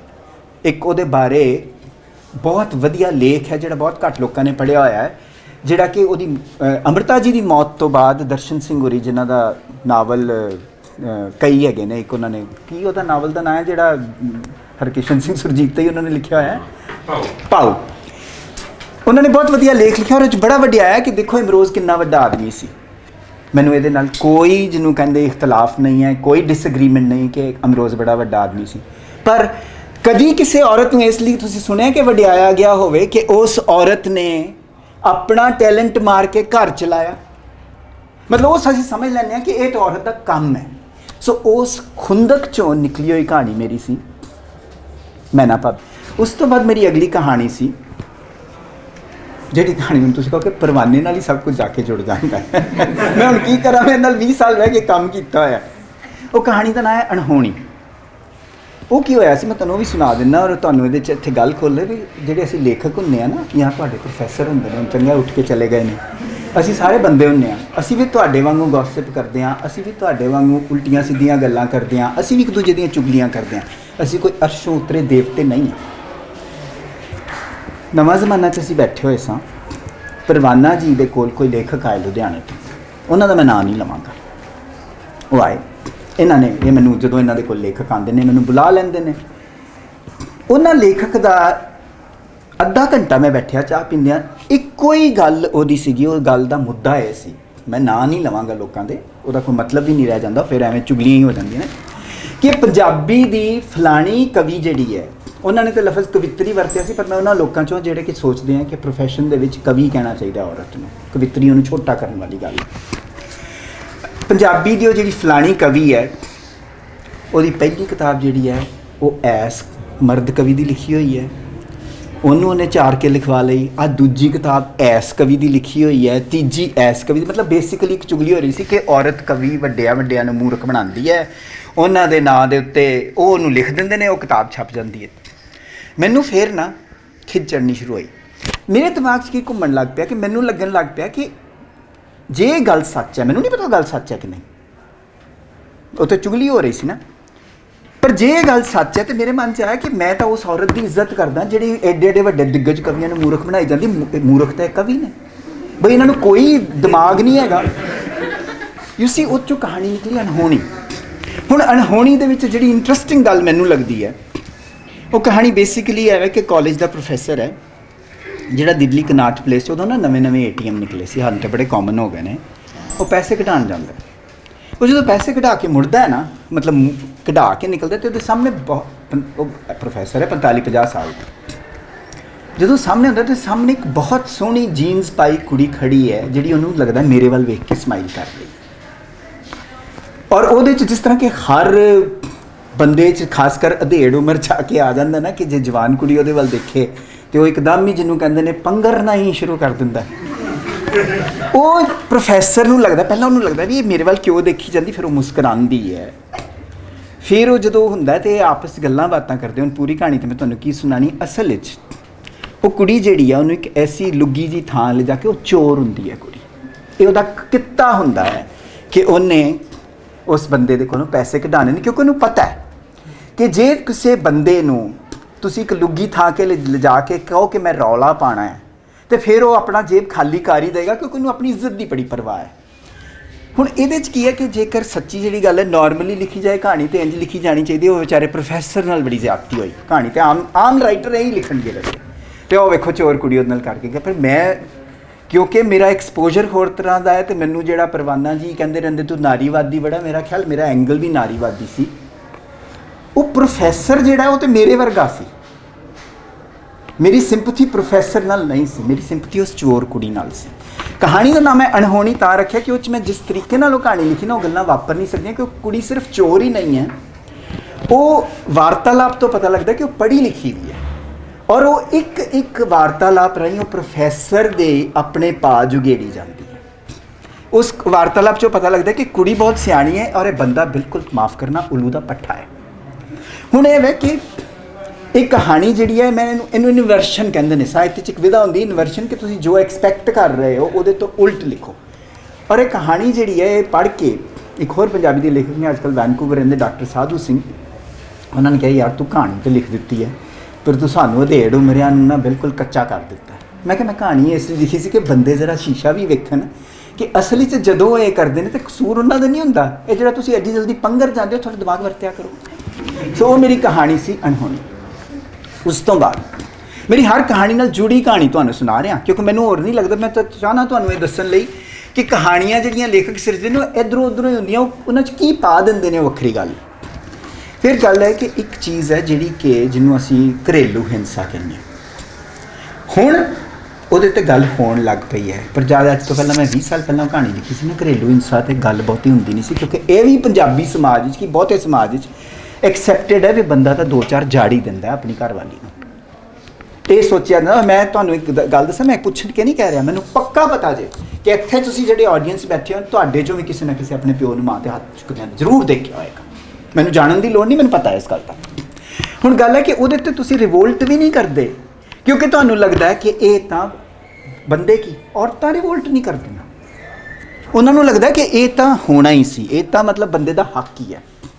ਹੁਣ ਇਸ ਗੱਲ ਤੋਂ ਵੀ ਮੈਨੂੰ ਸੀ, ਕਿਉਂਕਿ ਮੈਂ ਵੈਸਟ 'ਚ ਸਾਰੀ ਉਮਰ ਰਿਹਾ, ਮੇਰੇ ਮਨ 'ਚ ਇਹ ਸੀਗਾ ਕਿ ਇਹ ਜਿਹੜੀ ਗੱਲ ਹੈ ਨਾ, ਇਹਦੇ ਬਾਰੇ ਇਸ਼ਾਰਾ ਕਰਨ ਦੀ ਲੋੜ ਹੈ ਕਿ ਜਦੋਂ ਕੋਈ ਕਿਸੇ ਔਰਤ 'ਤੇ ਹੱਥ ਚੁੱਕਦਾ ਹੈ ਤੇ ਜਵਾਬ ਵਿੱਚ ਔਰਤ ਵੀ ਹੱਥ ਚੁੱਕ ਸਕਦੀ ਹੈ। ਖਾਸ ਕਰਕੇ ਆਮ ਤੌਰ 'ਤੇ ਆਦਮੀ ਉਹਦਾ ਹੱਥ ਚੁੱਕਦਾ ਜਦੋਂ ਐਕਚੁਅਲੀ ਉਹਦੇ ਕੋਲ ਕੋਈ ਆਰਗੂਮੈਂਟ ਨਹੀਂ ਹੁੰਦਾ, ਤੇ ਔਰਤਾਂ ਵਿਚਾਰੀਆਂ ਕੋਲ ਆਰਗੂਮੈਂਟ ਟ੍ਰੈਡੀਸ਼ਨਲੀ ਕੀ ਹੁੰਦਾ, ਰੋਣ ਲੱਗ ਪੈਂਦੀਆਂ ਨੇ ਬਸ। ਇਹ ਹੁਣ ਉਹ 'ਚੋਂ ਮੈਂ ਕਹਾਣੀ 'ਚ ਇਨਵਰਸ਼ਨ ਇਹ ਕੀਤੀ ਕਿ ਉਹ ਕਹਾਣੀ ਜਿਹੜੀ ਹੈ ਉਹਦੇ ਵਿੱਚ ਔਰਤ ਵੀ ਪਤੀ, ਤੇ ਉਹ ਕਹਾਣੀ ਦਾ ਨਾਂ ਹੀ ਚਪੇੜ ਹੈ।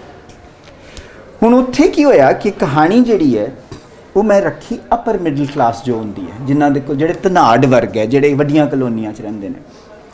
ਬਾਈ ਚਾਂਸ ਇਹ ਪਰਵਾਨਾ ਜੀ ਨੇ ਮੈਨੂੰ ਕਿਹਾ ਵੀ ਤੇਰੀਆਂ ਨਾ ਤੂੰ ਕਦੀ ਕਦੀ ਲਿਖਦਾ, ਤੂੰ ਕਹਾਣੀਆਂ ਸਾਰੀਆਂ ਸਿਰਜਣਾ ਨੂੰ ਭੇਜ ਦਿੰਦਾ ਹੈ, ਤੇ ਕਿਸੇ ਲੇਖਕ ਲਈ ਚੰਗਾ ਨਹੀਂ ਹੁੰਦਾ ਕਿ ਇੱਕੋ ਹੀ ਪਰਚੇ ਨੂੰ ਕਹਾਣੀ ਭੇਜੇ, ਤੇ ਤੂੰ ਇੰਜ ਕਰ ਕਿ ਤੂੰ ਲਕੀਰ ਨੂੰ ਭੇਜ ਦੇ। ਪ੍ਰੇਮ ਪ੍ਰਕਾਸ਼ ਵੱਡੇ ਰਾਈਟਰ ਨੇ, ਤੁਹਾਨੂੰ ਸਾਰਿਆਂ ਨੂੰ ਪਤਾ, ਉਹਨਾਂ ਦਾ ਪਰਚਾ ਲਕੀਰ ਚਲਾਉਂਦੇ ਹੁੰਦੇ ਸਨ, ਹੁਣ ਤਾਂ ਨਹੀਂ ਚੱਲਦਾ। ਮੈਂ ਉਹਨਾਂ ਨੂੰ ਭੇਜ ਦਿੱਤੀ। ਪ੍ਰੇਮ ਪ੍ਰਕਾਸ਼ ਵੀ ਜਲੰਧਰ ਰਹਿੰਦੇ ਨੇ, ਤਾਂ ਮੈਨੂੰ ਫੋਨ ਆਇਆ, ਉਹਨਾਂ ਦਾ ਮੈਨੂੰ ਫੋਨ ਆਇਆ ਕਿ ਮੈਨੂੰ ਕਹਿੰਦੇ ਨੇ ਕਿ ਤੂੰ ਮੈਨੂੰ ਆ ਕੇ ਮਿਲ। ਮੈਂ ਮਿਲਣ ਗਿਆ, ਕਹਿੰਦੇ ਤੇਰੀ ਕਹਾਣੀ ਮੈਂ ਛਾਪ ਸਕਦਾ, ਪਰ ਇਹ ਨਾ ਕਹਾਣੀ 'ਚ ਇੱਕ ਗੜਬੜ ਹੈ, ਉਹ ਤੈਨੂੰ ਚੇਂਜ ਕਰਨੀ ਪਏਗੀ। ਮੈਂ ਕਿਹਾ ਕੀ? ਕਹਿੰਦੇ ਵੀ ਤੂੰ ਇਹ ਅਪਰ ਮਿਡਲ ਕਲਾਸ ਦਾ ਬੰਦਾ ਹੈ ਜਿਹੜਾ ਕਿ ਆਪਣੀ ਬੀਵੀ 'ਤੇ ਹੱਥ ਚੁੱਕਦਾ, ਇਹ ਕੰਮ ਨੀਵੀਆਂ ਜਾਤਾਂ ਵਾਲੇ ਲੋਕ ਕਰਦੇ ਨੇ। ਹੁਣ ਮੈਂ ਪ੍ਰੇਮ ਪ੍ਰਕਾਸ਼ ਨਾਲ ਕਿੰਨਾ ਕੁ ਬਹਿਸ ਸਕਦਾ ਸੀ। ਮੈਂ ਕਿਹਾ ਪਰ ਪ੍ਰੇਮ ਪ੍ਰਕਾਸ਼ ਜੀ, ਪਹਿਲੀ ਗੱਲ ਤਾਂ ਇਹ ਹੈ ਕਿ ਮੈਨੂੰ ਨਹੀਂ ਸਮਝ ਆਉਂਦਾ ਕਿ ਇਹ ਕਿਵੇਂ ਜੋੜ ਲਿਆ ਜਾਂਦਾ ਕਿ ਇਹ ਨੀਵੀਆਂ ਜਾਤਾਂ ਵਾਲੇ ਲੋਕ ਕਰਦੇ ਨੇ। ਮੈਨੂੰ ਪੱਕਾ ਪਤਾ ਹੈ ਕਿ ਪੜ੍ਹੇ ਲਿਖੇ ਲੋਕ ਵੀ ਕਰਦੇ ਨੇ। ਮੈਂ ਕਿਹਾ ਇਹ ਲੇਖਕ ਵੀ ਆਪਣੀਆਂ ਔਰਤਾਂ 'ਤੇ ਹੱਥ ਚੁੱਕਣ ਵਾਲਿਆਂ ਨੂੰ ਮੈਂ ਜਾਣਦਾ, ਮੈਂ ਸੁਣੇ ਹੋਏ ਨੇ। ਮੈਂ ਕਿਹਾ ਮੈਂ ਪ੍ਰੋਫੈਸਰ ਵੀ ਜਾਣਦਾ, ਸੋ ਮੈਂ ਇਹਨੂੰ ਨਹੀਂ ਬਦਲਣਾ, ਕਿਉਂਕਿ ਅਸੀਂ ਜਦੋਂ ਹਰ ਵਾਰੀ ਹਰ ਗੱਲ ਇਹ ਕਰ ਦਿੰਦੇ ਹਾਂ ਕਿ ਜੋ ਸਮਾਜ ਵਿੱਚ ਮਾੜਾ ਉਹ ਥੱਲੇ ਤਬਕੇ 'ਚ ਹੀ ਹੋ ਰਿਹਾ। ਸ਼ਾਇਦ ਉਹਨਾਂ ਦਾ ਮਤਲਬ ਨੀਵੀਆਂ ਜਾਤਾਂ ਤੋਂ ਸਿੰਪਲੀ ਜਾਤ ਨਹੀਂ ਸੀ, ਸ਼ਾਇਦ ਨਿਮਨ ਆਰਥਕ ਵਰਗ ਵੀ ਸੀ, ਪਰ ਜੋ ਵੀ ਉਹਨਾਂ ਦਾ ਮਤਲਬ ਸੀ, ਮੈਂ ਉਹਨਾਂ ਨੂੰ ਕਿਹਾ ਕਿ ਕਹਿੰਦੇ ਤੂੰ ਸੋਚ ਲੈ, ਮੈਂ ਇੰਜ ਨਹੀਂ ਕਹਾਣੀ ਛਾਪਣੀ, ਆਪਣੇ ਪਾਤਰ ਬਦਲਣੇ। ਮੈਂ ਕਿਹਾ ਪ੍ਰੇਮ ਪ੍ਰਕਾਸ਼ ਜੀ, ਫਿਰ ਉਹ ਕਹਾਣੀ ਤੁਹਾਡੀ ਹੋਏਗੀ, ਉਹ ਮੇਰੀ ਨਹੀਂ ਹੋਏਗੀ। ਜੇਕਰ ਮੈਂ ਇਹ ਕੰਪਰੋਮਾਈਜ਼ ਕੀਤਾ ਕਿ ਮੇਰੀ ਜਾਤ ਹੀ ਬਦਲ ਦਿੱਤੀ ਜਾਂ ਇਹਦਾ ਵਰਗ ਬਦਲ ਦਿੱਤਾ, ਉਹ ਕਹਾਣੀ ਵੀ ਫਿਰ ਮੈਨੂੰ ਅਲਟੀਮੇਟਲੀ ਸਿਰਜਣਾ ਨੂੰ ਭੇਜਣੀ ਪਈ ਔਰ ਉੱਥੇ ਹੀ ਛਪੀ। ਉਸ ਤੋਂ ਬਾਅਦ ਮੈਂ ਇੱਕ ਕਹਾਣੀ ਲਿਖੀ ਜਿੱਥੇ ਮੈਂ ਫਿਰ ਕਹਿੰਦਾ ਕਿ ਕਈ ਵਾਰੀ ਮੈਂ ਸਮਕਾਲ ਤੋਂ ਬਹੁਤ ਅੱਗੇ ਚਲਾ ਜਾਂਦਾ। ਗੱਲ ਇਹ ਹੈ ਕਿ ਮੈਂ ਇੱਕ ਕਹਾਣੀ ਲਿਖੀ, ਸਲਾਬੀ ਹੋਈ ਸ਼ਾਮ। ਉਹ ਕਹਾਣੀ 'ਤੇ 2 ਐਂਗਲ ਨੇ। ਪਹਿਲਾ ਐਂਗਲ ਮੈਂ ਖੁਦ ਉਹਨਾਂ ਦਿਨਾਂ 'ਚ ਕੈਲੀਫੋਰਨੀਆ ਸਾਂ ਮੈਂ ਤਕਰੀਬਨ ਨਾ 20 ਸਾਲ ਮੇਰਾ, ਕਿਉਂਕਿ ਉੱਥੇ ਬੜੇ ਕਲੋਜ਼ ਦੋਸਤ ਰਹਿੰਦੇ। ਕੱਲ ਮੈਂ ਜ਼ਿਕਰ ਵੀ ਕੀਤਾ ਸੀ, ਮੇਰੀ ਉਹ ਦੋਸਤ ਹੈ ਜਿਹੜੀ ਬੰਗਾਲਨ ਉੱਥੇ ਰਹਿੰਦੀ, ਉਹਦਾ ਘਰ ਵਾਲਾ ਵੀ ਦੋਸਤ ਹੈ। ਮੈਂ ਹਰ ਸਾਲ ਗਰਮੀਆਂ 'ਚ ਜਾਂਦਾ ਹੁੰਦਾ ਸਾਂ ਉੱਥੇ, ਔਰ 2-2 3-3 ਮਹੀਨੇ ਕੱਟਦਾ ਸਾਂ। ਮੈਂ ਕਿਸੇ ਕੈਫੇ 'ਚ ਬੈਠਿਆ ਸਾਂ ਅਤੇ ਇੱਕ ਅਖਬਾਰਾਂ ਜੀ ਨਾ ਉੱਥੇ ਮੁਫਤ ਪਈਆਂ ਹੁੰਦੀਆਂ ਅਮਰੀਕਾ ਵਿੱਚ, ਉਹ ਅਸਲ 'ਚ ਇਸ਼ਤਿਹਾਰੀ ਅਖਬਾਰਾਂ ਹੁੰਦੀਆਂ। ਐਵੇਂ ਮੈਂ ਫਰੋਲਦਾ ਪਿਆ ਸੀ ਅਤੇ ਉਹ 'ਚ ਬੜਾ ਵੱਡਾ ਕਾਲਮ ਸੀਗਾ ਕਿ ਜਿਹਨੂੰ ਅਸੀਂ ਕਹਿੰਦੇ ਨੇ ਨਾ ਵੀਰਜ ਦੇ ਡੋਨਰ ਜਿਹੜੇ ਹੁੰਦੇ ਨੇ, ਜਿਹਦੇ 'ਤੇ ਬਾਅਦ ਵਿੱਚ ਵਿੱਕੀ ਡੋਨਰ ਫਿਲਮ ਬਣੀ। ਸੋ ਤੁਹਾਡੇ ਲਈ ਹੁਣ ਕੋਈ ਨਵੀਂ ਗੱਲ ਨਹੀਂ, ਪਰ ਮੈਂ ਅੱਜ ਤੋਂ 20 ਸਾਲ ਪਹਿਲਾਂ ਗੱਲ ਕਰ ਰਿਹਾ।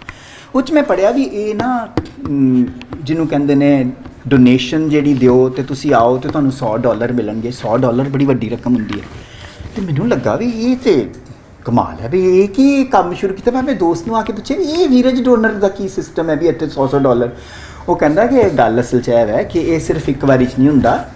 ਉਹਨੇ ਮੈਨੂੰ ਪਹਿਲੀ ਵਾਰੀ ਸਮਝਾਇਆ, ਤੁਹਾਨੂੰ ਇਹ ਗੱਲਾਂ ਹੁਣ ਪਤਾ ਹੀ ਹੈ ਤਕਰੀਬਨ। ਉਹਨੇ ਕਿਹਾ ਕਿ ਉਹ ਦੇਖਦੇ ਨੇ ਕਿ ਤੁਹਾਡੀ ਸਿਹਤ ਕਿਹੋ ਜਿਹੀ ਹੈ, ਕਿਉਂਕਿ ਇਨ ਵਿਟਰੋ ਫਰਟੀਲਾਈਜੇਸ਼ਨ ਹੋਣੀ ਹੁੰਦੀ ਹੈ। ਉਹਨਾਂ ਨੂੰ ਚਾਹੀਦਾ ਹੁੰਦਾ ਡੋਨਰ ਜਿਹਦੀ ਆਪਣੀ ਕੋਈ ਮੈਡੀਕਲ ਹਿਸਟਰੀ ਨਾ ਹੋਵੇ। ਉਹ ਇੱਕ ਵਾਰੀ ਨਹੀਂ ਤੁਸੀਂ ਜਾਂਦੇ ਹੋ, 4 ਵਾਰੀ ਤੁਹਾਡੇ ਖੂਨ ਟੈਸਟ ਕਰਨਗੇ ਇਹ ਉਹ, ਕਿਉਂਕਿ ਜਿਹੜੇ ਜੋੜੇ ਨੇ ਲੈਣਾ ਹੈ ਬੱਚਾ ਪੈਦਾ ਕਰਨਾ, ਜਿਹੜੇ ਨਹੀਂ ਕਰ ਸਕਦੇ, ਉਹ ਚਾਹੁੰਦੇ ਨੇ ਕਿ ਉਹਨਾਂ ਨੂੰ ਸਿਹਤਮੰਦ ਮਿਲੇ ਬੰਦਾ। ਇਹ ਗੱਲ ਮੇਰੇ ਮਨ 'ਚ ਕਿਧਰੇ ਰਹਿ ਗਈ ਹੋਰ ਤਰੀਕੇ ਨਾਲ, ਮੇਰੇ ਮਨ 'ਚ ਘੁੰਮਦੀ ਰਹੀ ਕਿ ਜਿਹੜਾ ਬੰਦਾ ਇੰਝ ਵੀਰਜ ਡੋਨਰ ਹੁੰਦਾ ਹੈ, ਉਹਨੂੰ ਕਦੀ ਇਹ ਖਿਆਲ ਆਇਆ ਹੋਏਗਾ ਕਿ ਬਈ ਬਾਅਦ ਵਿੱਚ ਕਿ ਜਿਹੜਾ ਬੱਚਾ ਮੇਰਾ ਹੋ ਸਕਦਾ ਸੀ ਉਹ, ਮਤਲਬ ਐਵੇਂ ਹੀ ਮੇਰੇ ਦਿਮਾਗ 'ਚ ਗੱਲ ਕਈ ਸਾਲ ਘੁੰਮਦੀ ਰਹੀ, 2-3 ਸਾਲ। ਮੈਂ ਕਿਹਾ 95 'ਚ ਪੜ੍ਹੀ ਸੀ ਇਹ ਮੈਂ ਗੱਲ ਜਿਹੜੀ ਹੈ, ਅਤੇ ਮੈਂ 2004 'ਚ ਆ ਕੇ ਕਹਾਣੀ ਲਿਖੀ। ਉਦੋਂ ਮੈਨੂੰ ਖਿਆਲ ਆਇਆ ਕਿ ਕਿਤੇ ਤੇ ਆਦਮੀ ਦੇ ਮਨ 'ਚ ਰਹਿੰਦਾ ਹੋਏਗਾ ਨਾ ਕਿ ਜੇਕਰ ਸਪੋਜ਼ ਕਰੋ ਬੰਦੇ ਦਾ ਬੱਚਾ ਹੀ ਨਾ ਹੋਵੇ ਬਾਅਦ ਵਿੱਚ ਆਪਣਾ, ਅਤੇ ਉਹਨੂੰ ਲੱਗਦਾ ਹੋਣਾ ਹੈ ਕਿ ਮੇਰਾ ਬੱਚਾ ਹੈ ਨਹੀਂ ਅਤੇ ਕੋਈ, ਉਹ ਫਿਰ ਘੁੰਮਦੀ ਰਹੀ ਗੱਲ। ਅਤੇ ਉਹਦੇ 'ਚ ਆਇਆ ਕਿ ਫਿਰ ਮੈਂ ਆਪਣੇ ਇੱਕ ਦੋਸਤ ਨੂੰ ਦੇਖਿਆ ਜਿਹਦਾ ਡਿਵੋਰਸ ਹੋ ਚੁੱਕਾ ਸੀ, ਅਤੇ ਉਹਦਾ ਨਾ ਡਿਵੋਰਸ ਹੋਣ ਤੋਂ ਬਾਅਦ ਉਹਦਾ ਜਿਹੜਾ ਬੱਚਾ ਸੀ ਉਹ ਉਹਦੀ ਡਿਵੋਰਸਡ ਬੀਵੀ ਨਾਲ ਰਹਿ ਰਿਹਾ ਸੀ। ਅਤੇ ਮੈਨੂੰ ਬੜਾ ਇਕੱਲਾ ਲੱਗਦਾ ਹੁੰਦਾ ਸੀ ਆਪਣਾ ਦੋਸਤ, ਕਿਉਂਕਿ ਉਹਦਾ ਆਪਣੀ ਬੱਚੀ ਨਾਲ ਵੀ ਕੋਈ ਰਾਬਤਾ ਨਹੀਂ ਸੀ ਰਿਹਾ। ਉਹਦੇ ਤੋਂ ਮੈਂ ਕਹਾਣੀ ਬਣਾਈ ਜਿਹਦੇ 'ਚ ਇਹ ਹੈ ਕਿ ਉਹ ਹਿੱਸਾ ਲੈ ਕੇ ਮੈਂ ਉਹ ਕਹਾਣੀ ਸਲਾਬੀ ਹੋਈ ਸ਼ਾਮ ਬਣਾਈ, ਜਿਹਦੇ ਵਿੱਚ ਮੇਰੇ ਸਾਹਮਣੇ ਇਹ ਸੀਗਾ ਕਿ ਜੇ ਤੁਸੀਂ ਵੱਡੀ ਉਮਰ 'ਚ ਆ ਜਾਂਦੇ ਹੋ ਨਾ, ਅਤੇ ਤੁਹਾਨੂੰ ਇੱਕ ਖਾਸ ਕਿਸਮ ਦੀ ਸਿੱਖ ਆਪਣੇ ਬਾਲ ਪ੍ਰਤੀ ਵੀ ਹੁੰਦੀ ਹੈ। ਔਰ ਇਹ ਦੇਖੋ ਕੁਦਰਤ ਦਾ ਇਹ ਨੇਮ ਅਜੀਬ ਹੈ ਕਿ ਬੱਚਿਆਂ ਨੂੰ ਮਾਪਿਆਂ ਲਈ ਉਨੀ ਸਿੱਖ ਨਹੀਂ ਹੁੰਦੀ ਜਿਹੜੀ ਵੱਡੀ ਉਮਰ 'ਚ ਆ ਕੇ ਮਾਪਿਆਂ ਨੂੰ ਬੱਚਿਆਂ ਲਈ ਹੁੰਦੀ। ਤੁਸੀਂ ਹਾਲੇ ਉਸ ਉਮਰ 'ਤੇ ਨਹੀਂ ਪਹੁੰਚੇ, ਜਦੋਂ ਪਹੁੰਚ ਜਾਓਗੇ ਤੁਹਾਨੂੰ ਮਹਿਸੂਸ ਹੋਏਗਾ। ਔਰ ਇਹ ਹੈ ਵੀ ਲੜੀ ਇੰਝ ਦੀ ਹੈ, ਸਾਡੇ ਮਾਪਿਆਂ ਨੂੰ ਸਾਡੀ ਸਿੱਖ ਵੱਧ ਸੀ, ਸਾਡਾ ਧਿਆਨ ਕਿਧਰੇ ਹੋਰ ਸੀ, ਸਾਡੇ ਬੱਚਿਆਂ ਨੂੰ ਦਾ ਧਿਆਨ ਕਿਧਰੇ ਹੋਰ, ਇਹ ਨਾ ਇੱਕ ਚੇਨ ਵਾਂਗੂ ਤੁਰਦਾ। ਸੋ ਉਹਦੇ 'ਤੇ ਮੈਂ ਉਹ ਕਹਾਣੀ ਲਿਖੀ ਸਲਾਬੀ ਹੋਈ ਸ਼ਾਮ। ਉਸ ਤੋਂ ਬਾਅਦ ਮੈਂ ਫੇਰ ਕੁਝ ਸਾਲ ਕਹਾਣੀ ਨਹੀਂ ਲਿਖੀ, ਪਰ ਹੁਣ ਫੇਰ ਇੱਕ ਕਹਾਣੀ ਮੈਂ ਲਿਖੀ ਜਿਹੜੀ ਫੇਰ ਹੋਮੋਸੈਕਸ਼ੁਅਲਿਟੀ 'ਤੇ ਹੈ, ਪਰ ਐਤਕੀ ਉਹ ਮਰਦ ਹੋਮੋਸੈਕਸ਼ੁਅਲਿਟੀ 'ਤੇ। ਉਹਦਾ ਨਾਂ ਹੈ ਘਰ। ਹੁਣ ਉਹਦੇ 'ਚ ਬਦਲਾਅ ਇਹ ਆਇਆ ਹੈ ਕਿ ਮੈਂ ਇੱਕ ਜੋੜੇ ਨੂੰ ਜਾਣਦਾ, ਮੇਰੇ ਦੋਸਤ ਨੇ, ਉਹ ਫਿਲਮ ਇੰਡਸਟਰੀ ਨਾਲ ਕਨੈਕਟਡ ਨੇ ਦੋਨੋਂ, ਜਿਹੜੇ ਪਿਛਲੇ 20 ਸਾਲ ਤੋਂ ਹੁਣ ਇੱਥੇ ਲਫ਼ਜ਼ ਮੀਆਂ ਬੀਵੀ ਕਹਿਣਾ ਤਾਂ ਚੰਗਾ ਨਹੀਂ ਲੱਗਦਾ, ਕਿਉਂਕਿ ਇਹ ਹੈਟਰੋਨੋਰਮੇਟਿਵ ਯਾਨੀ ਜਿਹੜੀ ਜ਼ਿੰਦਗੀ 'ਚ ਜਿੱਥੇ ਆਦਮੀ ਔਰ ਔਰਤ ਦਾ ਵਿਆਹ ਹੁੰਦਾ ਉਹਦੇ ਲਈ ਵਰਤਿਆ ਜਾਂਦਾ ਹੈ। ਉਹ ਦੋਨੋਂ ਪਾਰਟਨਰਸ ਕਹਿੰਦਾ, ਉਹ ਸਾਥੀ ਦੇ ਤੌਰ 'ਤੇ 20 ਸਾਲ ਤੋਂ ਰਹਿ ਰਹੇ ਨੇ, ਕਿਉਂਕਿ ਬੜੇ ਸਾਰੇ ਲੋਕ ਸਮਝਦੇ ਨੇ ਕਿ ਸ਼ਾਇਦ ਇਹਨਾਂ ਜੋੜਿਆਂ ਦੇ ਵਿਆਹ ਜਿਹੜੇ ਨੇ ਉਹ ਹੋ ਹੀ ਨਹੀਂ ਸਕਦੇ। ਵਿਆਹ ਤੋਂ ਮਤਲਬ ਮੇਰਾ ਇੱਥੇ ਕਹਿੰਦਾ ਇਹ ਵੀ ਨਹੀਂ ਕਿ ਪੰਡਤ ਜਾਂ ਗੁਰੂ ਗ੍ਰੰਥ ਸਾਹਿਬ ਦੇ ਦੁਆਰੇ ਫੇਰੇ ਰਹੋ। ਵਿਆਹ ਅਸਲ 'ਚ ਦੋ ਜਿਹਨੂੰ ਕਹਿੰਦੇ ਨੇ ਰੂਹਾਂ ਦਾ ਮੇਲ ਹੁੰਦਾ ਹੈ, ਅਤੇ ਜੇ ਤੁਸੀਂ 20 ਸਾਲ ਤੋਂ ਇਕੱਠੇ ਰਹਿ ਰਹੇ ਹੋ ਤਾਂ ਇਹ ਵਿਆਹ ਤੋਂ ਛੋਟੀ ਗੱਲ ਨਹੀਂ ਹੈ। ਔਰ ਉਹਨਾਂ ਨੇ ਆਪਣੇ ਜਿਹੜੇ ਕੰਮ ਵੀ ਵੰਡੇ ਹੋਏ ਸਨ, ਉਹਦੇ ਤੋਂ ਨਾ ਮੈਨੂੰ ਇੱਕ ਲੱਗਾ ਕਿ ਇਹ ਸਮਾਂ ਆ ਗਿਆ ਕਿ ਇਹ ਦੱਸਿਆ ਜਾਏ ਕਿ ਇੱਕ ਜ਼ਿੰਦਗੀ 'ਚ ਆਪਸ਼ਨ ਇਹ ਹੈ ਵੈ।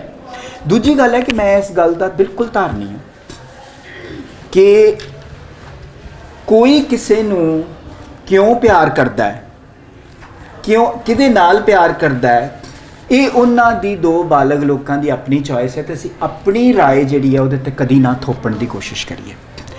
ਇਹਦਾ ਇਹ ਮਤਲਬ ਨਹੀਂ ਹੈ ਕਿ ਸਾਰੇ ਜਾਂ ਗੇ ਹੋ ਜਾਣ ਜਾਂ ਲੈਸਬੀਅਨ ਹੋ ਜਾਣ ਜਾਂ ਸਾਰੇ ਹੀ, ਜਿਸ ਤਰ੍ਹਾਂ ਇਹਦਾ ਇਹ ਮਤਲਬ ਨਹੀਂ ਕਿ ਸਾਰੇ ਹੀ ਹੈਟਰੋਸੈਕਸ਼ੁਅਲ ਹੋ ਜਾਣ, ਪਰ ਉਹਨਾਂ ਨੂੰ ਵੀ ਜ਼ਿੰਦਗੀ ਜੀਣ ਦਾ ਹੱਕ ਹੈ। ਹੁਣ ਇਹ ਗੱਲਾਂ ਥੋੜ੍ਹੀਆਂ ਪੁਰਾਣੀਆਂ ਇਸ ਲਈ ਲੱਗ ਰਹੀਆਂ ਕਿਉਂਕਿ ਇਹਦੇ ਬਾਰੇ ਬਾਅਦ ਵਿੱਚ ਬੜੇ ਹੋਰ ਲੋਕਾਂ ਨੇ ਲਿਖਣਾ ਸ਼ੁਰੂ ਕਰਤਾ, ਚੰਗਾ ਜਾਂ ਮਾੜਾ ਕਈ ਕੁਝ ਲਿਖਿਆ ਗਿਆ। ਹੁਣ ਤਾਂ ਇਹ ਹੈ ਕਿ ਪੰਜਾਬੀ 'ਚ ਇੱਕ ਪੂਰੀ ਦੀ ਪੂਰੀ ਹੋਮੋਸੈਕਸ਼ੁਅਲਿਟੀ ਦੀਆਂ ਕਹਾਣੀਆਂ ਦੀ ਕਿਤਾਬ ਹੀ ਪਿਛਲੇ ਸਾਲ ਛਪ ਗਈ ਹੈ। ਹੁਣ ਇਹ ਗੱਲ ਹੈ ਕਿ ਮੈਂ ਇਹ ਕਹਿ ਰਿਹਾ ਕਿ ਮੇਰੇ ਮਨ 'ਚ ਨਾ ਕੁਝ ਗੱਲਾਂ ਜਿਹੜੀਆਂ ਮੈਨੂੰ ਲੱਗਦੀਆਂ ਕਿ ਸਾਡੇ ਸਮਾਜ ਵਿੱਚ ਲੁਕਾਈਆਂ ਜਾਂਦੀਆਂ ਪਰ ਉਹਨਾਂ ਦੀ ਗੱਲ ਕਰਨ ਦੀ ਲੋੜ ਹੈ, ਉੱਥੋਂ ਮੇਰੀਆਂ ਬਹੁਤੀਆਂ ਕਹਾਣੀਆਂ ਉਪਜੀਆਂ ਨੇ। ਉਸ ਤੋਂ ਬਾਅਦ ਮੈਂ ਜਿਹੜੀ ਕਹਾਣੀ ਲਿਖੀ ਉਹ ਸੀ ਕਾਫੀ ਵਕਫਾ ਪਾ ਕੇ पोस्टमार्टम। ਹੁਣ ਪੋਸਟਮਾਰਟਮ ਜਿਹੜੀ ਕਹਾਣੀ ਹੈ ਨਾ, ਉਹ ਅਸਲ ਵਿੱਚ ਕਈ ਲੋਕਾਂ ਨੂੰ ਨਹੀਂ ਸਮਝ ਲੱਗੀ, ਕਿਉਂਕਿ ਉਹਦੇ 'ਚ ਜਿਹੜਾ ਇੱਕ ਪਾਤਰ ਹੈ ਉਹਦੇ 'ਚ ਲੋਕੀ ਫਸੇ ਰਹਿ ਗਏ।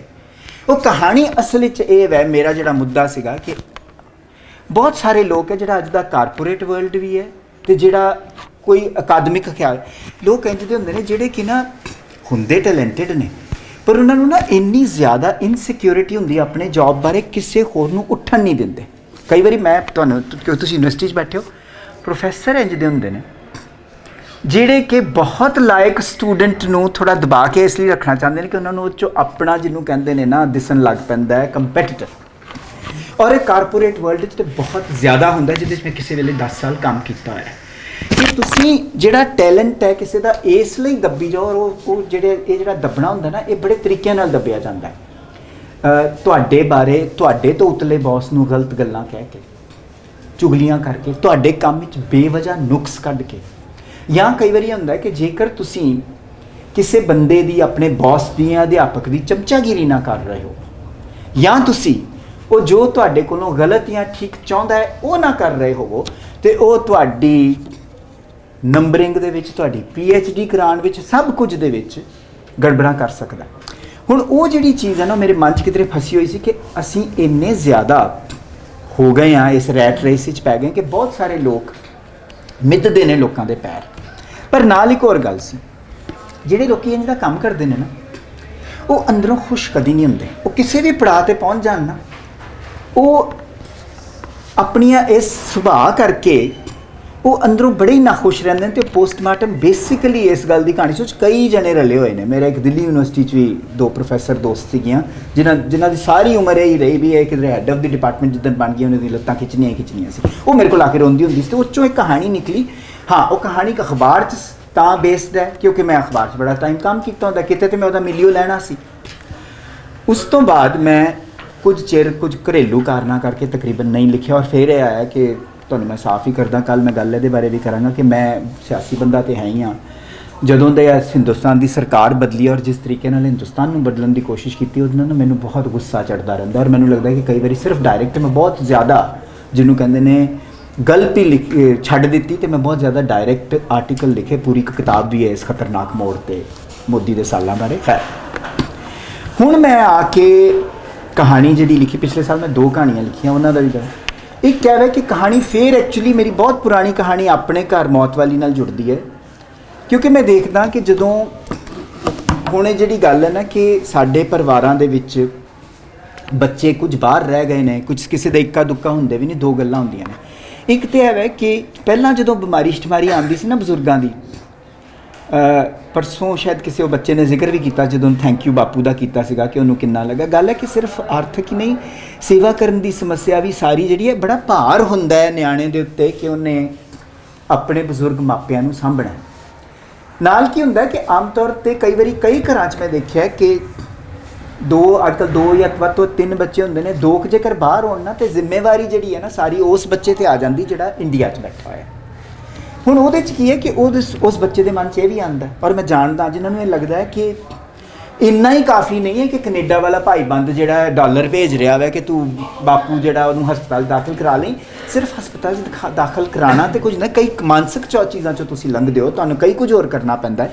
ਸੋ ਇੱਕ ਪਾਸਾ ਉਹ ਸੀਗਾ ਕਿ ਉਹਦੇ ਨਾਲ ਕੀ ਹੁੰਦਾ ਹੈ ਕਿ ਤੁਹਾਡਾ ਆਪਣੀ ਜਿਹੜੀ ਪਰਿਵਾਰਕ ਜ਼ਿੰਦਗੀ ਹੈ, ਮੀਆਂ ਬੀਵੀ ਦੀ, ਉਹ 'ਚ ਸਪੋਜ਼ ਕਰੋ ਕੋਈ ਬੀਵੀ ਜਾਂ ਮੀਆਂ ਆਪਣੇ ਮਾਂ-ਬਾਪ ਦੀ ਸੇਵਾ ਕਰੇ, ਤਾਂ ਜਿਹੜਾ ਦੂਜਾ ਪਾਰਟਨਰ ਹੈ ਨਾ, ਉਹਦੀ ਜ਼ਿੰਦਗੀ 'ਚ ਵੀ ਖਲਲ ਪੈਂਦਾ। ਉਹਨੂੰ ਲੱਗਦਾ ਵੀ ਇਹ ਕੀ ਹੈ, ਸਾਡੇ ਘਰ 'ਚ ਹੋਣਾ ਸ਼ੁਰੂ ਹੋ ਗਿਆ। ਬੱਚਿਆਂ ਦੇ ਵੱਖਰਾ ਪੈਂਦਾ। ਪਲੱਸ ਇਹ ਹੈ ਕਿ ਵਡੇਰੀ ਉਮਰ ਵਿੱਚ ਦੇਖੋ, ਪਹਿਲਾਂ ਜਦੋਂ ਮੌਤ ਹੁੰਦੀ ਸੀ ਨਾ ਘਰ 'ਚ, ਕੋਈ ਵਡੇਰੀ ਉਮਰ ਦੀ ਲੈਸੇ ਮਾਤਾ ਵਿਧਵਾ ਹੋ ਗਈ, ਕੋਈ ਦਰਾਣੀਆਂ ਜਠਾਣੀਆਂ ਨਨਾਣ ਬੱਚੇ, ਵੱਡੀ ਫੈਮਿਲੀ ਦੇ ਵਿੱਚ ਨਾ ਇਕੱਲਤਾ ਨਹੀਂ ਸੀ ਉਨੀ ਮਹਿਸੂਸ ਹੁੰਦੀ। ਮੌਤ ਤੇ ਮੌਤ ਹੁੰਦੀ ਹੈ, ਪਰ ਉਹ ਜਿਹੜੀ ਇਕੱਲਤਾ ਨਾ, ਉਹ ਹੁਣ ਜਦੋਂ ਕਿ ਸਭ ਦੇ ਮਾਪੇ ਸ਼ਹਿਰਾਂ 'ਚ ਖਾਸ ਕਰਕੇ ਹੈ ਕਿ ਮਾਪੇ ਬਿਲਕੁਲ ਇਕੱਲੇ ਰਹਿੰਦੇ ਨੇ, ਬੱਚੇ ਉਸੇ ਸ਼ਹਿਰ 'ਚ ਵੀ ਰਹਿੰਦੇ ਹੋਣ ਨਾ, ਹਰ ਇੱਕ ਦੀ ਆਪਣੀ ਜ਼ਿੰਦਗੀ ਹੈ, ਹਰ ਇੱਕ ਨੇ ਕੰਮ 'ਤੇ ਜਾਣਾ ਹੁੰਦਾ, ਵੱਖਰਾ ਫਲੈਟ ਲੈਂਦੇ ਨੇ। ਅੱਜ ਕੱਲ੍ਹ ਬੱਚੇ ਬਹੁਤ ਕਰਦੇ ਨੇ ਕਿ ਨੇੜੇ ਹੀ ਕਿਧਰੇ ਮਾਪਿਆਂ ਨੂੰ ਫਲੈਟ ਲਾ ਦਿੰਦੇ ਨੇ।